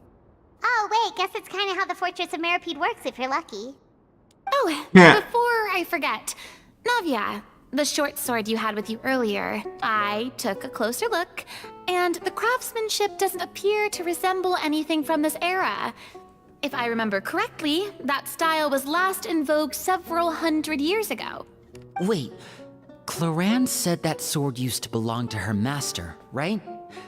Does that mean her master has been alive that long? I doubt it. The way she went about things often made her seem childish more than anything. I'd say the sword was most likely an heirloom passed down over time. Hang on. A precious heirloom passed down to you by your master. And you gave it to me just like that? You weren't worried I might lose it? Master left many things to me when she disappeared. There was the sword, an old key, and a good amount of junk she probably just didn't want to take with her. I gave you the sword back then, because I didn't want our friendship to end. Wait, when did this happen exactly? After the duel. Between Mr. Callis and myself. Before that, Clorinde would have meals with us and even stay over at the Spina some days. She was on great terms with Papa as well. After the duel, though, there was a period of time where we simply didn't know how to face each other. She entrusted this sword to me, and never came back. We were both sad, and conflicted, and totally overthinking everything as a result. Whenever I looked at this sword, I couldn't help but wonder if Miss Petronia had never introduced us to each other at that picnic. Maybe part of the sadness I was feeling could have been avoided. Back then, it felt like I hadn't just lost a father, but a close friend as well. No one can change the past. The most important thing is that you two found your way back to each other and can enjoy things like this together. Yep, you're right. I'm sorry, you two. I didn't mean to bring up any sad memories. Plus, you were head of government at that time. Think nothing of it. No one here is at fault.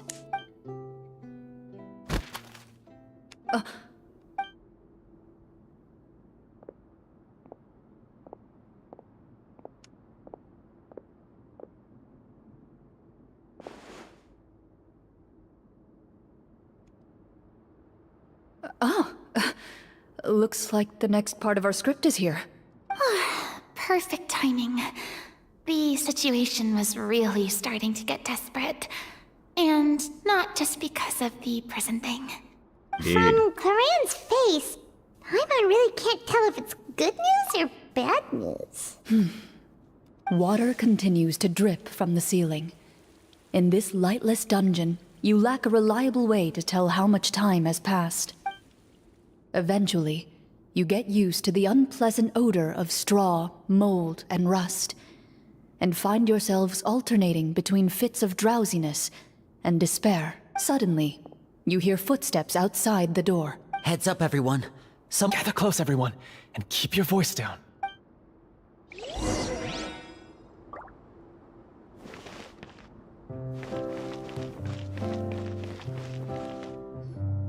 Who are you? I work as a guard in these dungeons, but my true identity is the same as your own. Shh!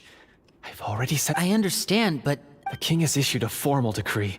In light of the irrefutable proof of your crime, Executed? monsters appearing at the same location as the treasure. Could this entire thing have been a trap? there will be time for speculation once we're out of here. Infiltrating the capital was difficult, and finding a chance to speak with you has taken a lot out of me. I could go. Have you seen our weapons anywhere? Don't worry, I brought them with me. They're just behind the door. Still, his faction is too powerful. The guards are all under his control, and he's even stationed a number of golems in various rooms throughout the palace. To defeat him, you must find a secret vault. It is said that within that vault, the Marechaussee hunters of the past left behind. You're not coming with us? No, I'll remain in the dungeons to deal with the guards. As long as my identity is not revealed. In that case, please stay safe. Thank you for your concern. I will do my utmost. As for the location of the vault, here, this map should lead you there.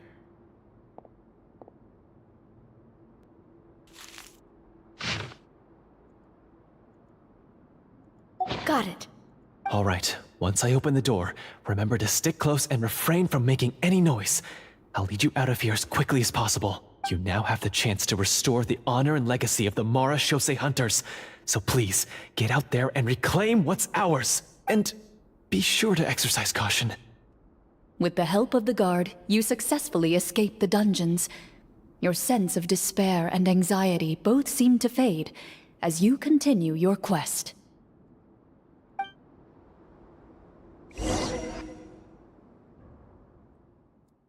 Wait, we didn't get to use our skills at all while we were in prison. Who knows when we're gonna get the chance to use that cool summon spell? That is a pity, but we can only continue to move forward.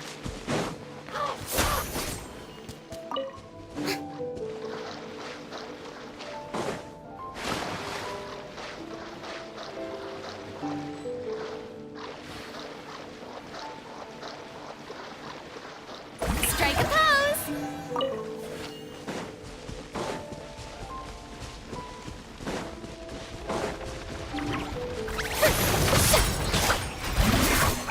Loaded.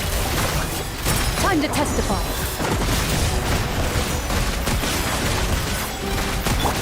Drop! Shower me with praise! Let the world collide! Coming at ya! Attack! That's the way! Hiya!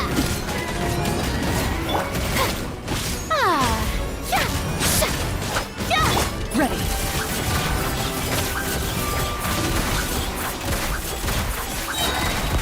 Where evil lurks, shoot on sight. Oh, brilliant! Ha! The shade!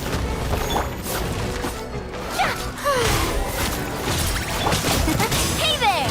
Umbrella warfare, I guess!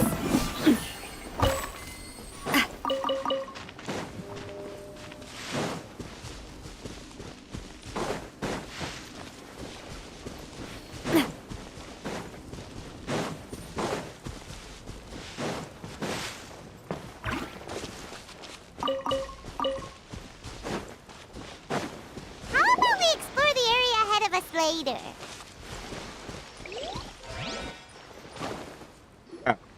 This should be the place marked on the map. This bit of rock certainly looks suspicious. Well, I'd say it. Wow, you... Before you lies a serene stretch of open water. Well, guess this...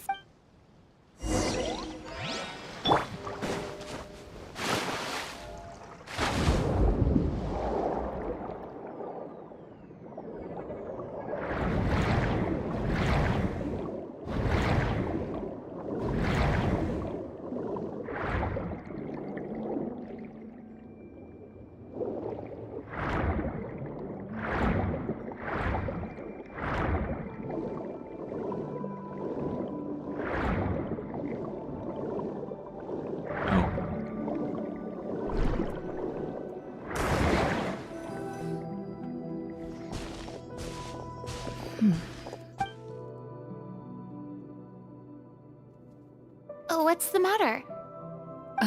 It's nothing. As you step into the cave, you find yourself in an eerily quiet space. Before you lies a narrow passageway that appears to trail off endlessly into the distance.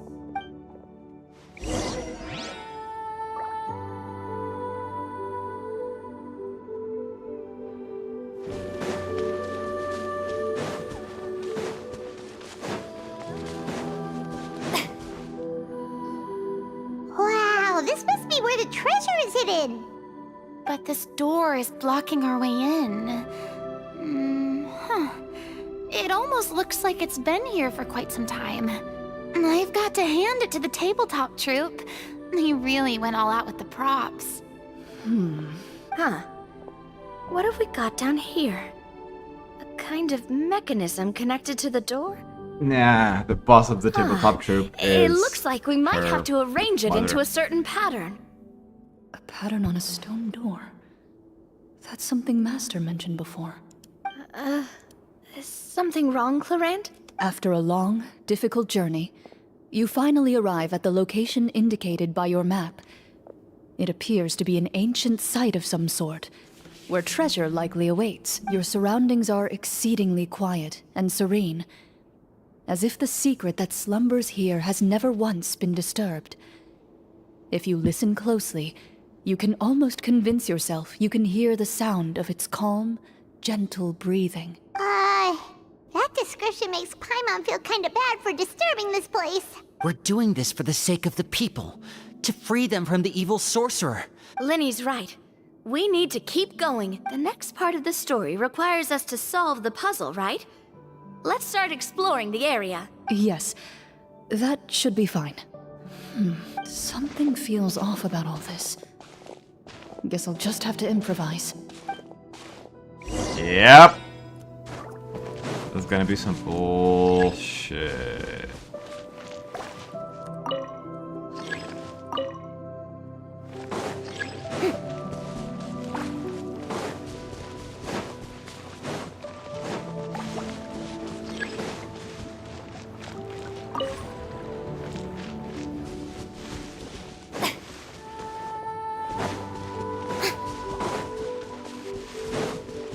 I found something! Found something here, too.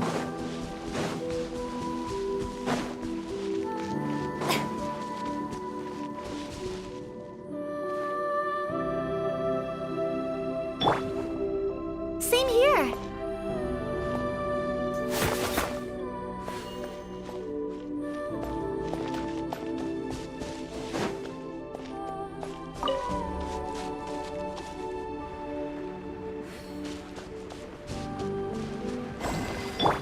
Strike a pose!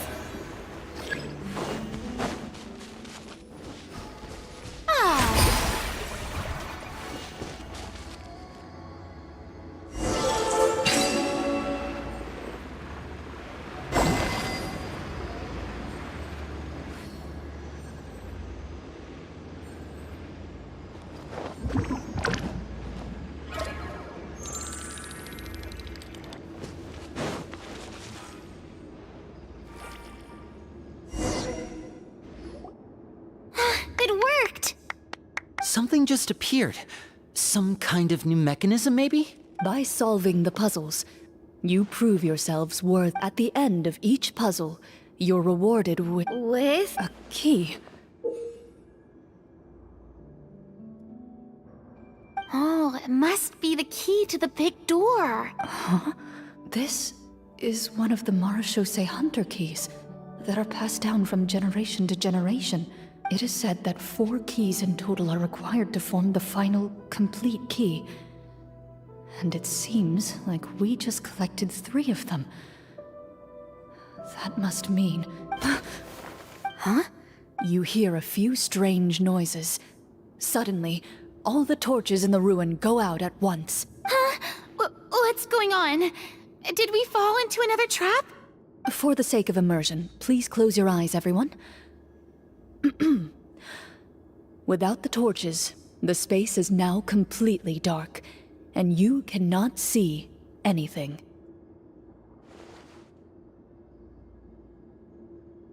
But Paimon can still see a little bit over here. Oh, right, sorry. Suddenly, you... There's someone...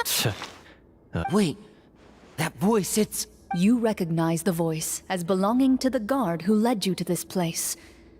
It appears he now covets the treasure for himself, and has come to stake his claim. Oh, so this is just part of this... Well, if we can't... Judging by the way he's holding his sword, he must be a real Marechaussee Hunter. But this isn't part of the script. Retreat! That's... Your choice is noted. Please keep your eyes closed until I tell you the torches have been relit. This battle will be in the dark. You got it! Well then, let us begin.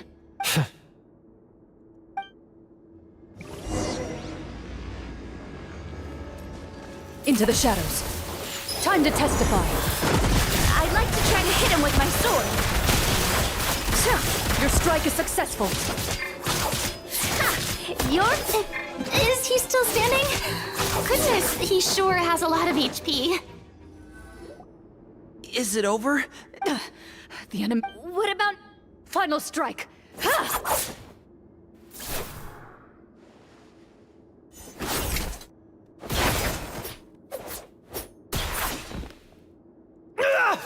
Oh, well, did we... Warm fire flickers across the walls once more. Your vision is now clear. In an impressive display of courage, that look in his eyes. It's like he became an entirely different person as soon as I defeated him. Huh? Oh, wait. Where's... Speak your name, guard. Why did you lead us here? Is this treachery? What I, Florian, am a true Marechaussee Hunter. So he's also using his real name. Then I'm even... What do you know?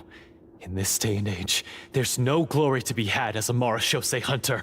What's that supposed to mean? My skills were passed down to me by my father. We lived a life of obscurity in the remote wilderness. Still, he devoted everything he had to being a Marechaussee Hunter. And what did he get in return? Damn. A life of poverty and pain. In a world that forgot all about him. The Marechaussee Hunters were the ones who saved this city. We're heroes. We deserved more recognition and respect than this. Is he talking about how no one in the capital seems to remember the hunters and their legacy? So that's why you want to take the treasure? If you already knew where the treasure was located, why didn't you just come down here and take it? Because I still needed the final key. Only a true Marechaussee Hunter is capable of passing through this final door. As someone who sought to hurt others for his own gain, Florian lost that right long ago.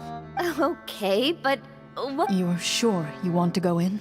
We've been talking about it for so long, of course we... And we've already defeated Florian, right? So he won't try to take it from us anymore. Pesky brats. Watch yourself. Then let's open the door together. All right. Your choice of action is confirmed. Yourself.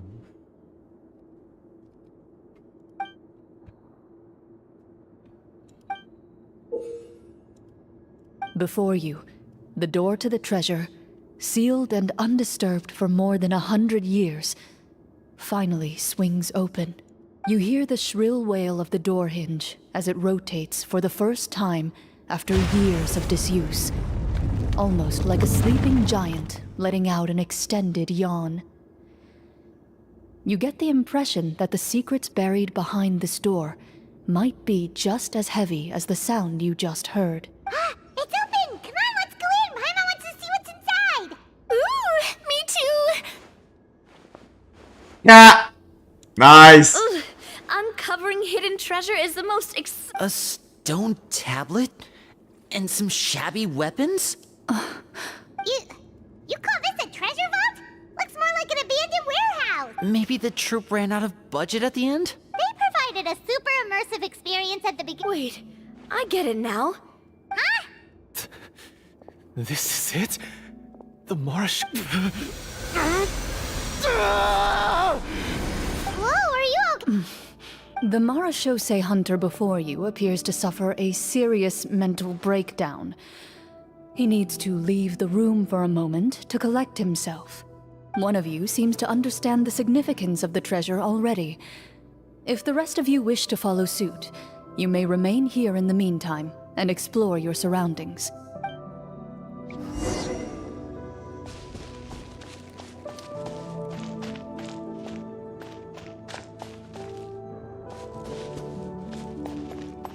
Walter. What is the treasure?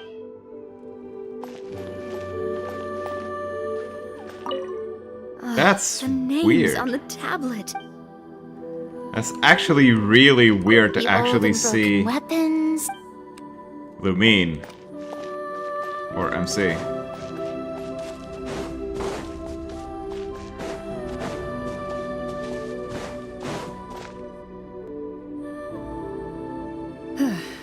So, how are you doing? Feeling any better? What just happened? Do you remember how you got here? Or what happened to your body just now? I remember now. I brought you here because I wanted to... The explosives in the cave! You mean these? Huh? How did you... I could tell something was off the moment I stepped into this cave, so I kept an eye out. I've already dismantled the whole thing. So the strongest champion duelist in all of Fontaine saved the day once again. Guess I shouldn't be surprised. It would seem your skills as a Marechaussee hunter are as sharp as ever. I deserve some answers, don't you think? Tell me why you wanted to lure me here. Everything you said earlier sounded like the truth. Luckily, your monologue was dramatic enough to convince my friends you were just role-playing. I don't know. I just always felt like there was something in my heart that didn't belong to me. Something agitated and angry. Who knows? Maybe it was my own anger all along. I could never really tell. The feelings about my father and the other Marechaussee hunters are real. It just wasn't fair. I was angry, bitter that no one remembered them or praised their accomplishments. I don't know when it started, but at some point, my anger came to completely consume me. At that point, I remembered the legend my father used to tell me. The one about the treasure. But if the treasure was all you cared about, why plant all those explosives?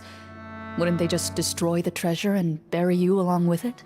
I can't remember. My head is a mess. It felt like there was this voice telling me to eliminate the hunters, but now it's gone. From your description, I suspect you were dealing with a devorator. Devorator? Oh, your master, your father, I mean, never talked about it? It was a kind of monster that was active several centuries ago.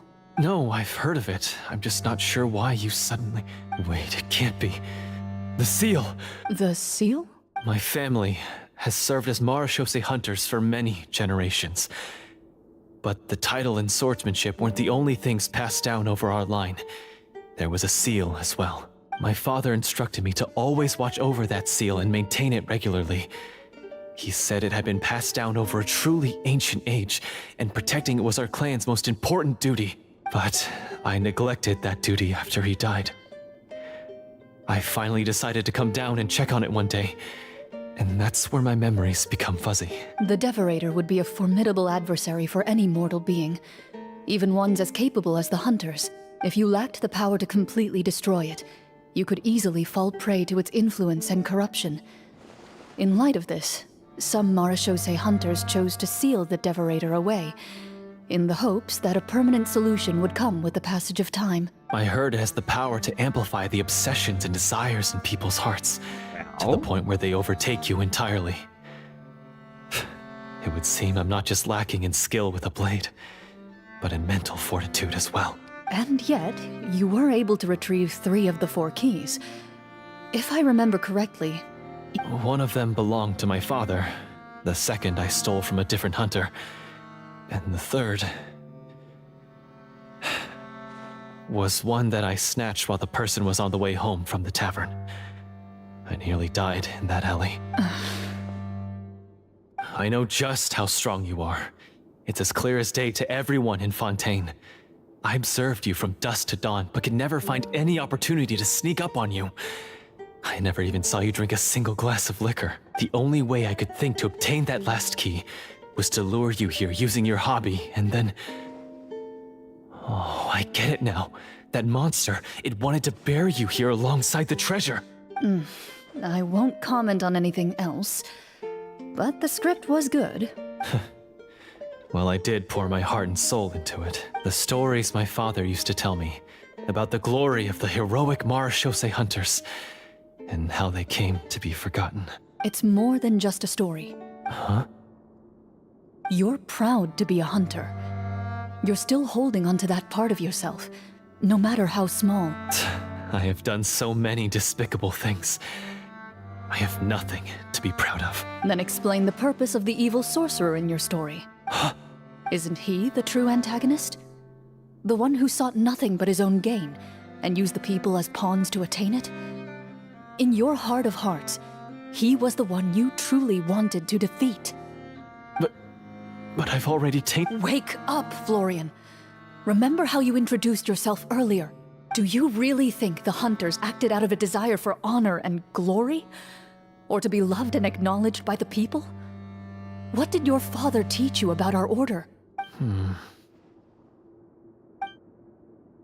You do not wield your sword for yourself, but to protect those you serve.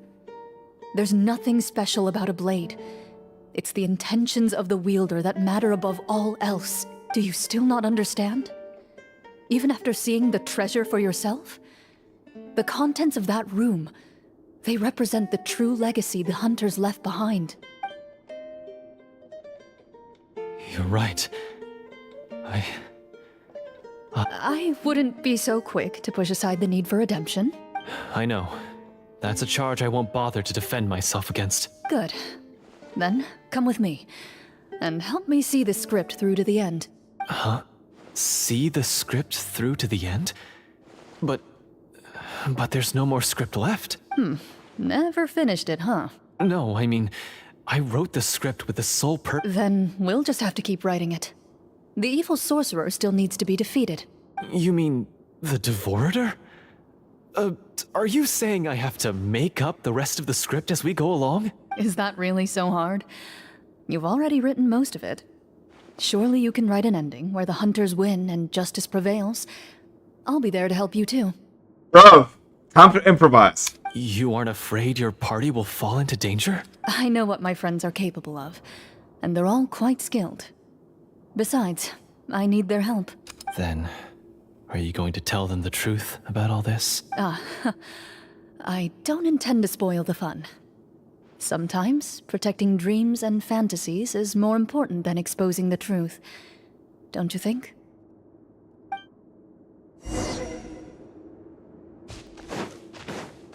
Okay, yeah.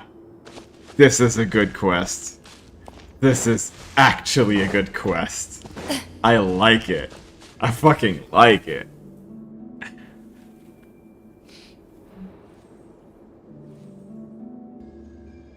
They're back! That took a while. Ahem! Tone it down. Sorry. After crossing swords with you and witnessing your courage in battle, I've rediscovered my true self and regained my pride as a Mara Shosei hunter. Oh, do I smell a redemption arc? I confess, I was brainwashed by the evil sorcerer. He asked me to lure you here so he could bury you in this cave. That little...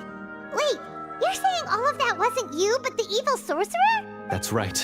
He's adept at manipulating the hearts and minds of the people. I fell under his influence because I did not possess a strong enough sense of will. Huh.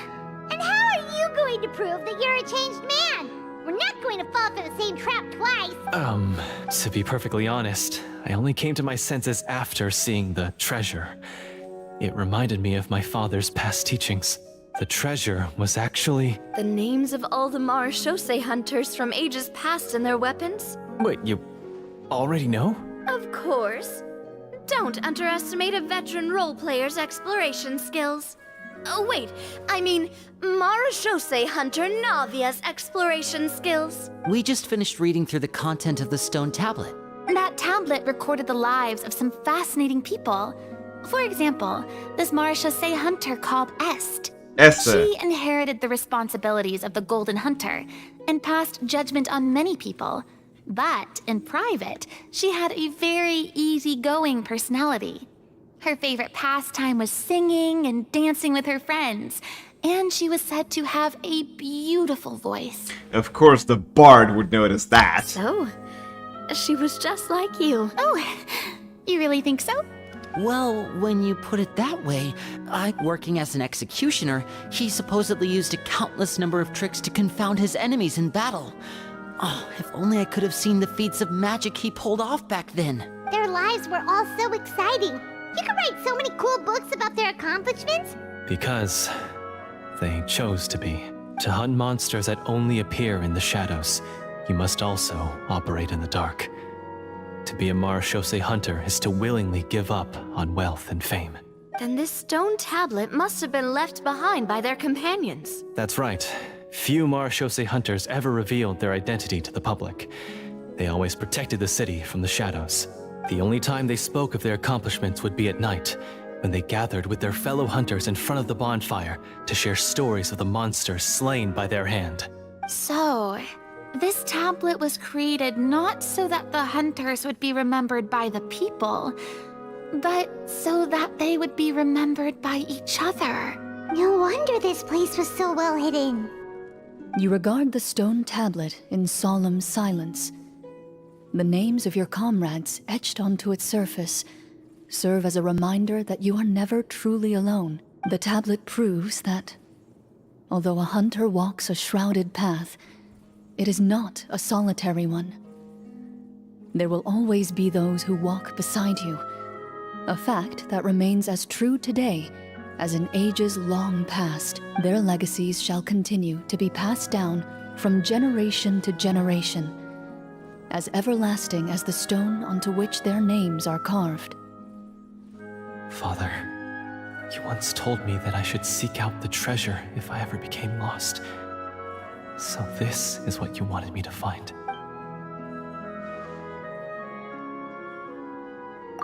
Thank you, my friend. You are very kind. I'm gonna implore you, skip the everyone, inside check. Please give me a chance to make up for all I've done.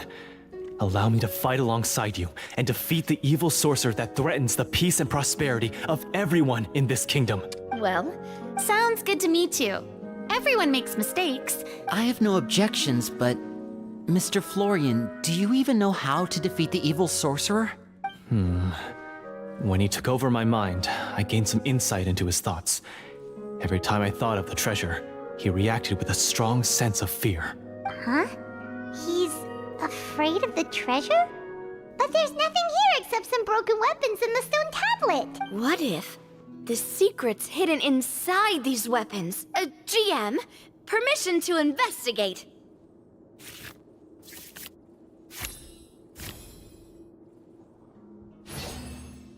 Barely.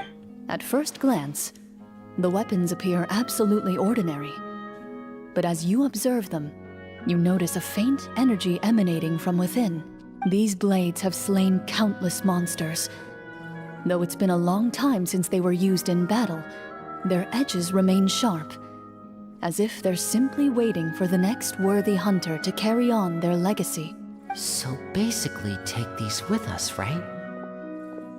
I'll take this weapon, since it used to belong to Est.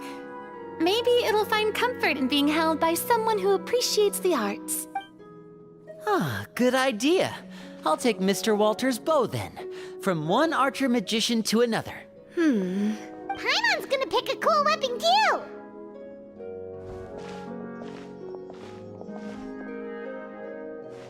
As you grip your weapons, you can almost feel the will of past hunters coursing through your being. It's a feeling of courage, determination. A silent vow passed down from generation to generation that says, eradicate the monsters, no matter the cost. So Boomer shows a upgrade. Nice. Mr. Florian, do you know where to find the evil sorcerer? I was able to see his surroundings when our minds were connected. I believe he's currently hiding out at the church in the kingdom. We must be extremely careful. He's spent so long living among monsters that he's now taken the form of one. He will not be easily defeated. Then why don't we explore some more and try to find some higher level gear? We don't want to just fight him and lose, right? No, we have to strike now. He was greatly weakened when I managed to break out of his control. If we let him rest, he might have time to escape. I agree with Mr. Florian. We've got to act while we have the advantage. Don't forget, the people of the capital are counting on us. Personal insight check and meta-analysis. Farina might already be seeing through this. Damn it. Linny's a Fatui. He knows. He fucking knows. Navia might be oblivious, and then Lumine might be on it, and Paimonster's being Paimon. Now that we've got a plan, there's no point in waiting. The longer this drags on, the worse it will be for everybody. Yes, that's what's called... Yes, that's a... Alright, you've persuaded Paimon. Mr. Florian, please lead the way. Of course. He had to set up so many scenes today, and now he has to join in for this last part. I really don't envy his job. Finally, you decide to slay the evil sorcerer and bring peace back to the kingdom once and for all. As you walk away, you feel the gaze of the stone tablet at your back, as if all the hunters of the past are wishing you success in the battle ahead and awaiting your triumphant return.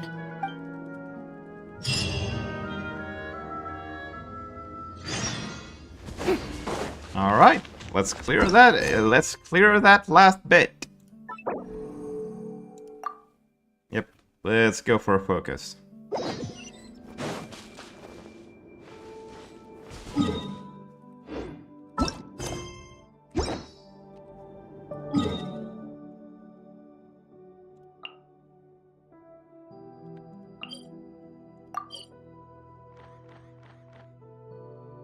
That's his place?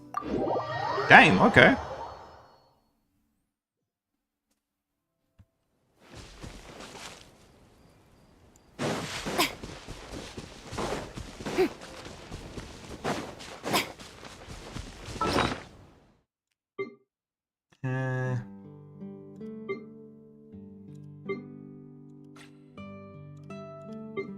Do I have anything to optimize? Not really.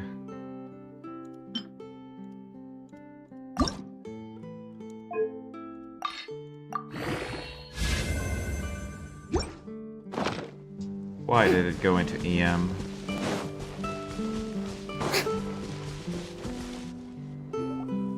Finally, you arrive at the church Florian described. As you approach, an ominous aura surrounds you.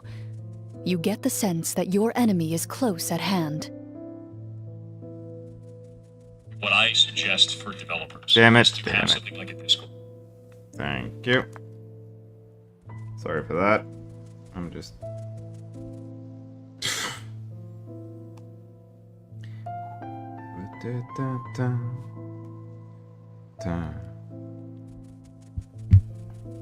How strange. Now, it is time for the final battle. Let's go.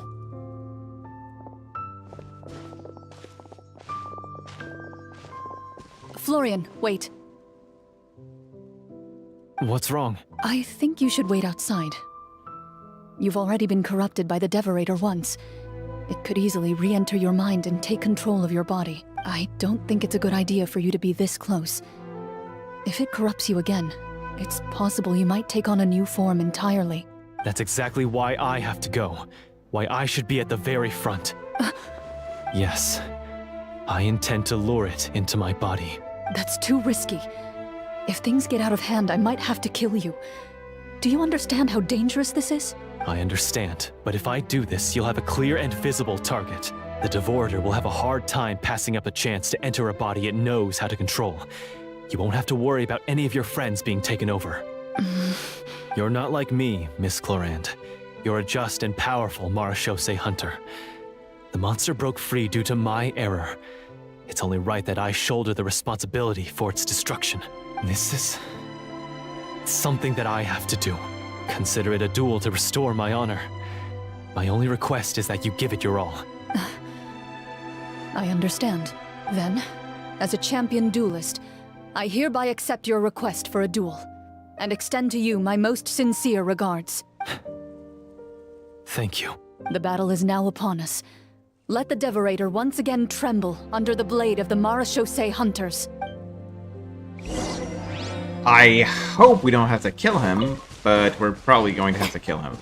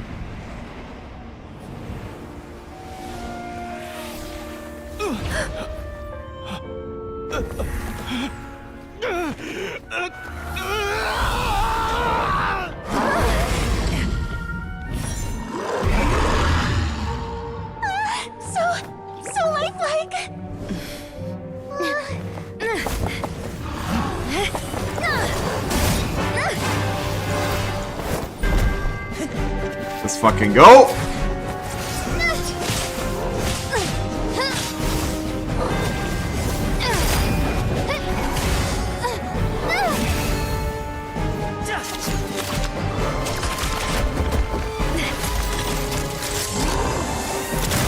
Nice!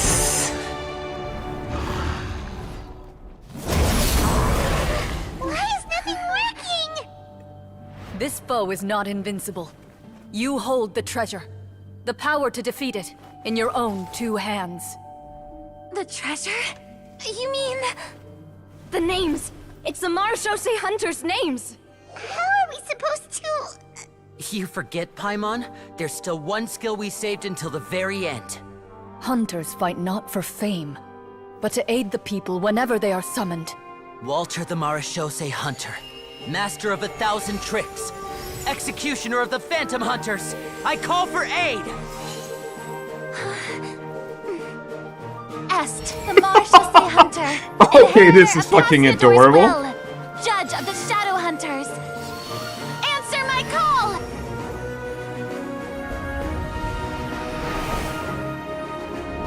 Petronia, protector of justice and order. The hunter I respect the most. Thank you for saving my friend, the best one I'll ever know. Please, lend us your strength.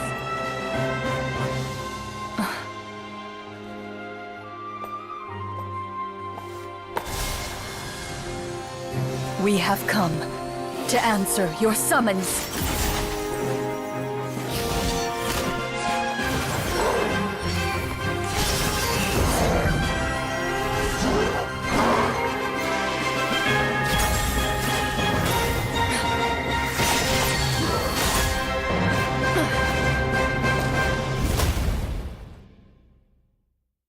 And so, the monsters were eradicated, and the sorcerer was defeated.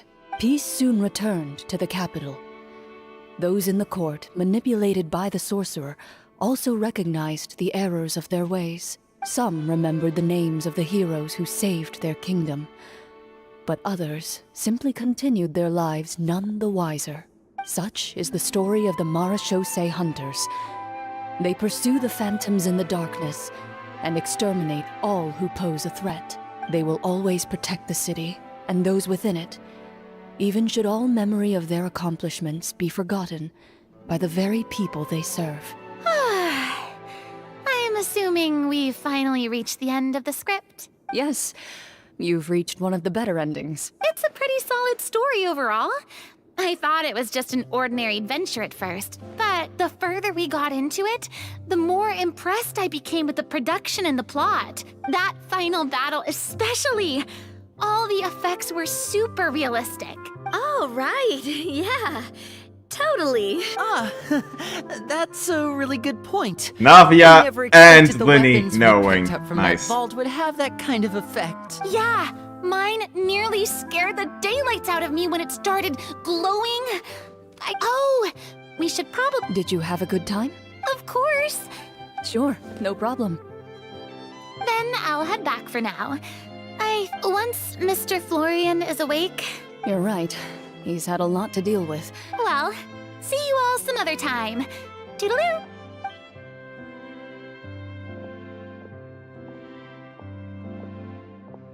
Okay, so, can I ask now, I think it should be fine, yeah. what in the world was going on back there? So you saw through all of that? That time in the cave when you told us to close our eyes, it'd be weirder if we didn't notice anything. I was dying of curiosity the entire time.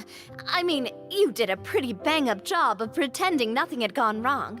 Farina actually looked like she thought all of it was planned. Guess none of us wanted to be the one to break the illusion. What are you all talking about? Oh, wait. Don't tell me Paimon never... Oh, this is all my fault. It's not too late to come... Bit late for that, don't you think?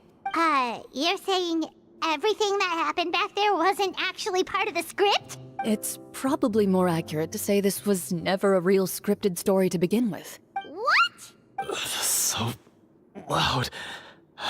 My head. Hey, you! Get up right now and explain yourself! Yeah. No shaking, please. Oh, my head. Oh, she pissed.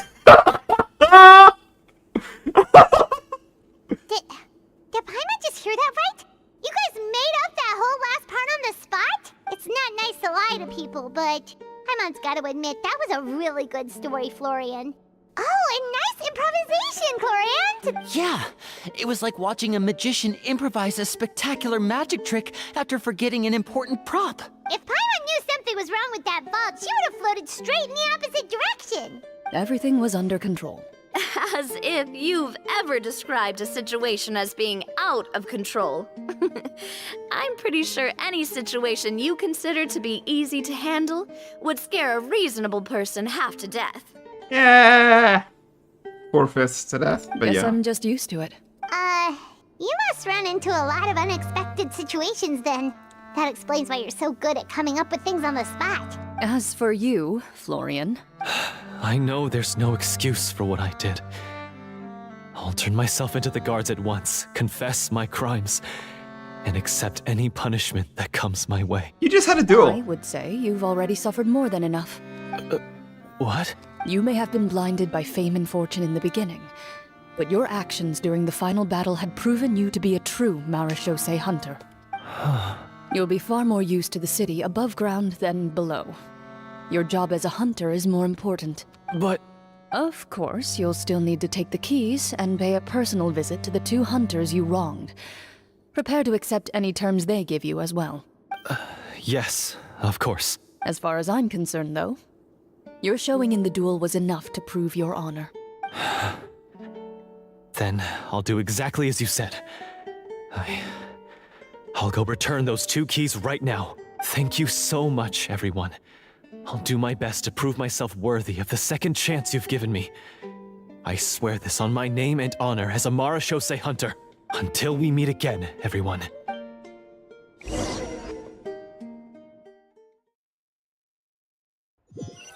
That's actually a decent ending. Speaking of Marechaussee hunters, what should we do about the treasure in that cave? Leave it be. Are you sure? We could show it to people, make it so that the hunters are remembered. Don't you want that? No. Every name on that tablet made the same choice. All hunters know what the path entails. I am no exception. My identity as a Marechaussee hunter is not something I need people to remember. I wish only to be recognized as a champion duelist. Nothing more. That's certainly very different from the path of a magician.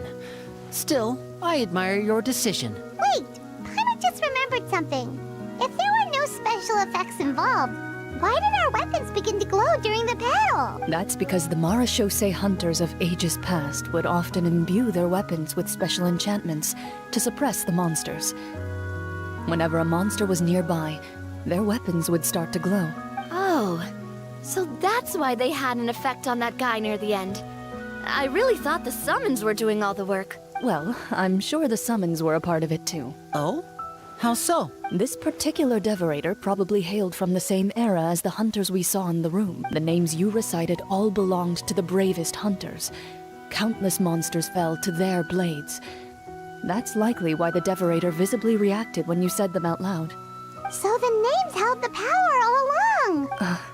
Navia, everything you said during your summon. Huh? Oh, I meant what I said. I mean, it was true to my character, so yeah, I'm glad you heard it. Just don't make me repeat myself. It's embarrassing. I really appreciated those words. All right. Don't get all sentimental on me. Anyway, let's married. not talk about that anymore. They're married. I'm going to go on ahead. Don't fall too far behind now. They're married. She ran off! I should probably head back as well. This story was truly incredible.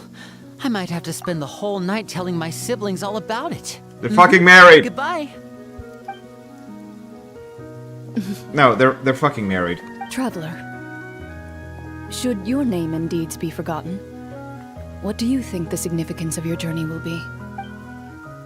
I suppose the significance would be the journey itself and the world we helped create. There's still value in the time I shared with everyone here, in the things we were able to accomplish, even if no one remembers them. A great answer. I'll remember it. Me? The Marachose Hunter says nothing in response to that question. Perhaps her answer lies in her silence. An unspoken vow left to echo through the night. The path she walks needs no explanation.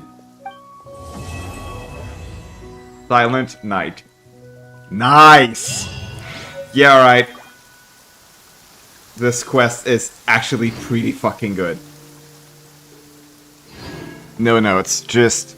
This was good. This was that good. And I actually have a full gigabytes long archive. Oh, shut up.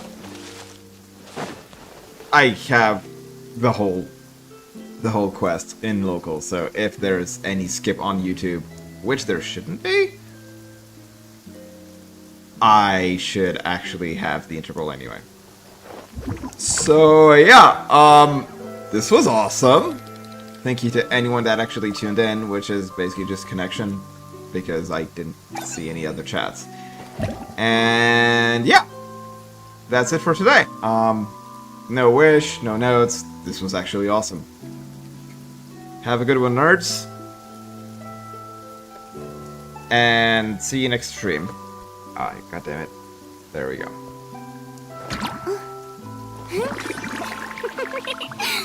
And there we go. Peace.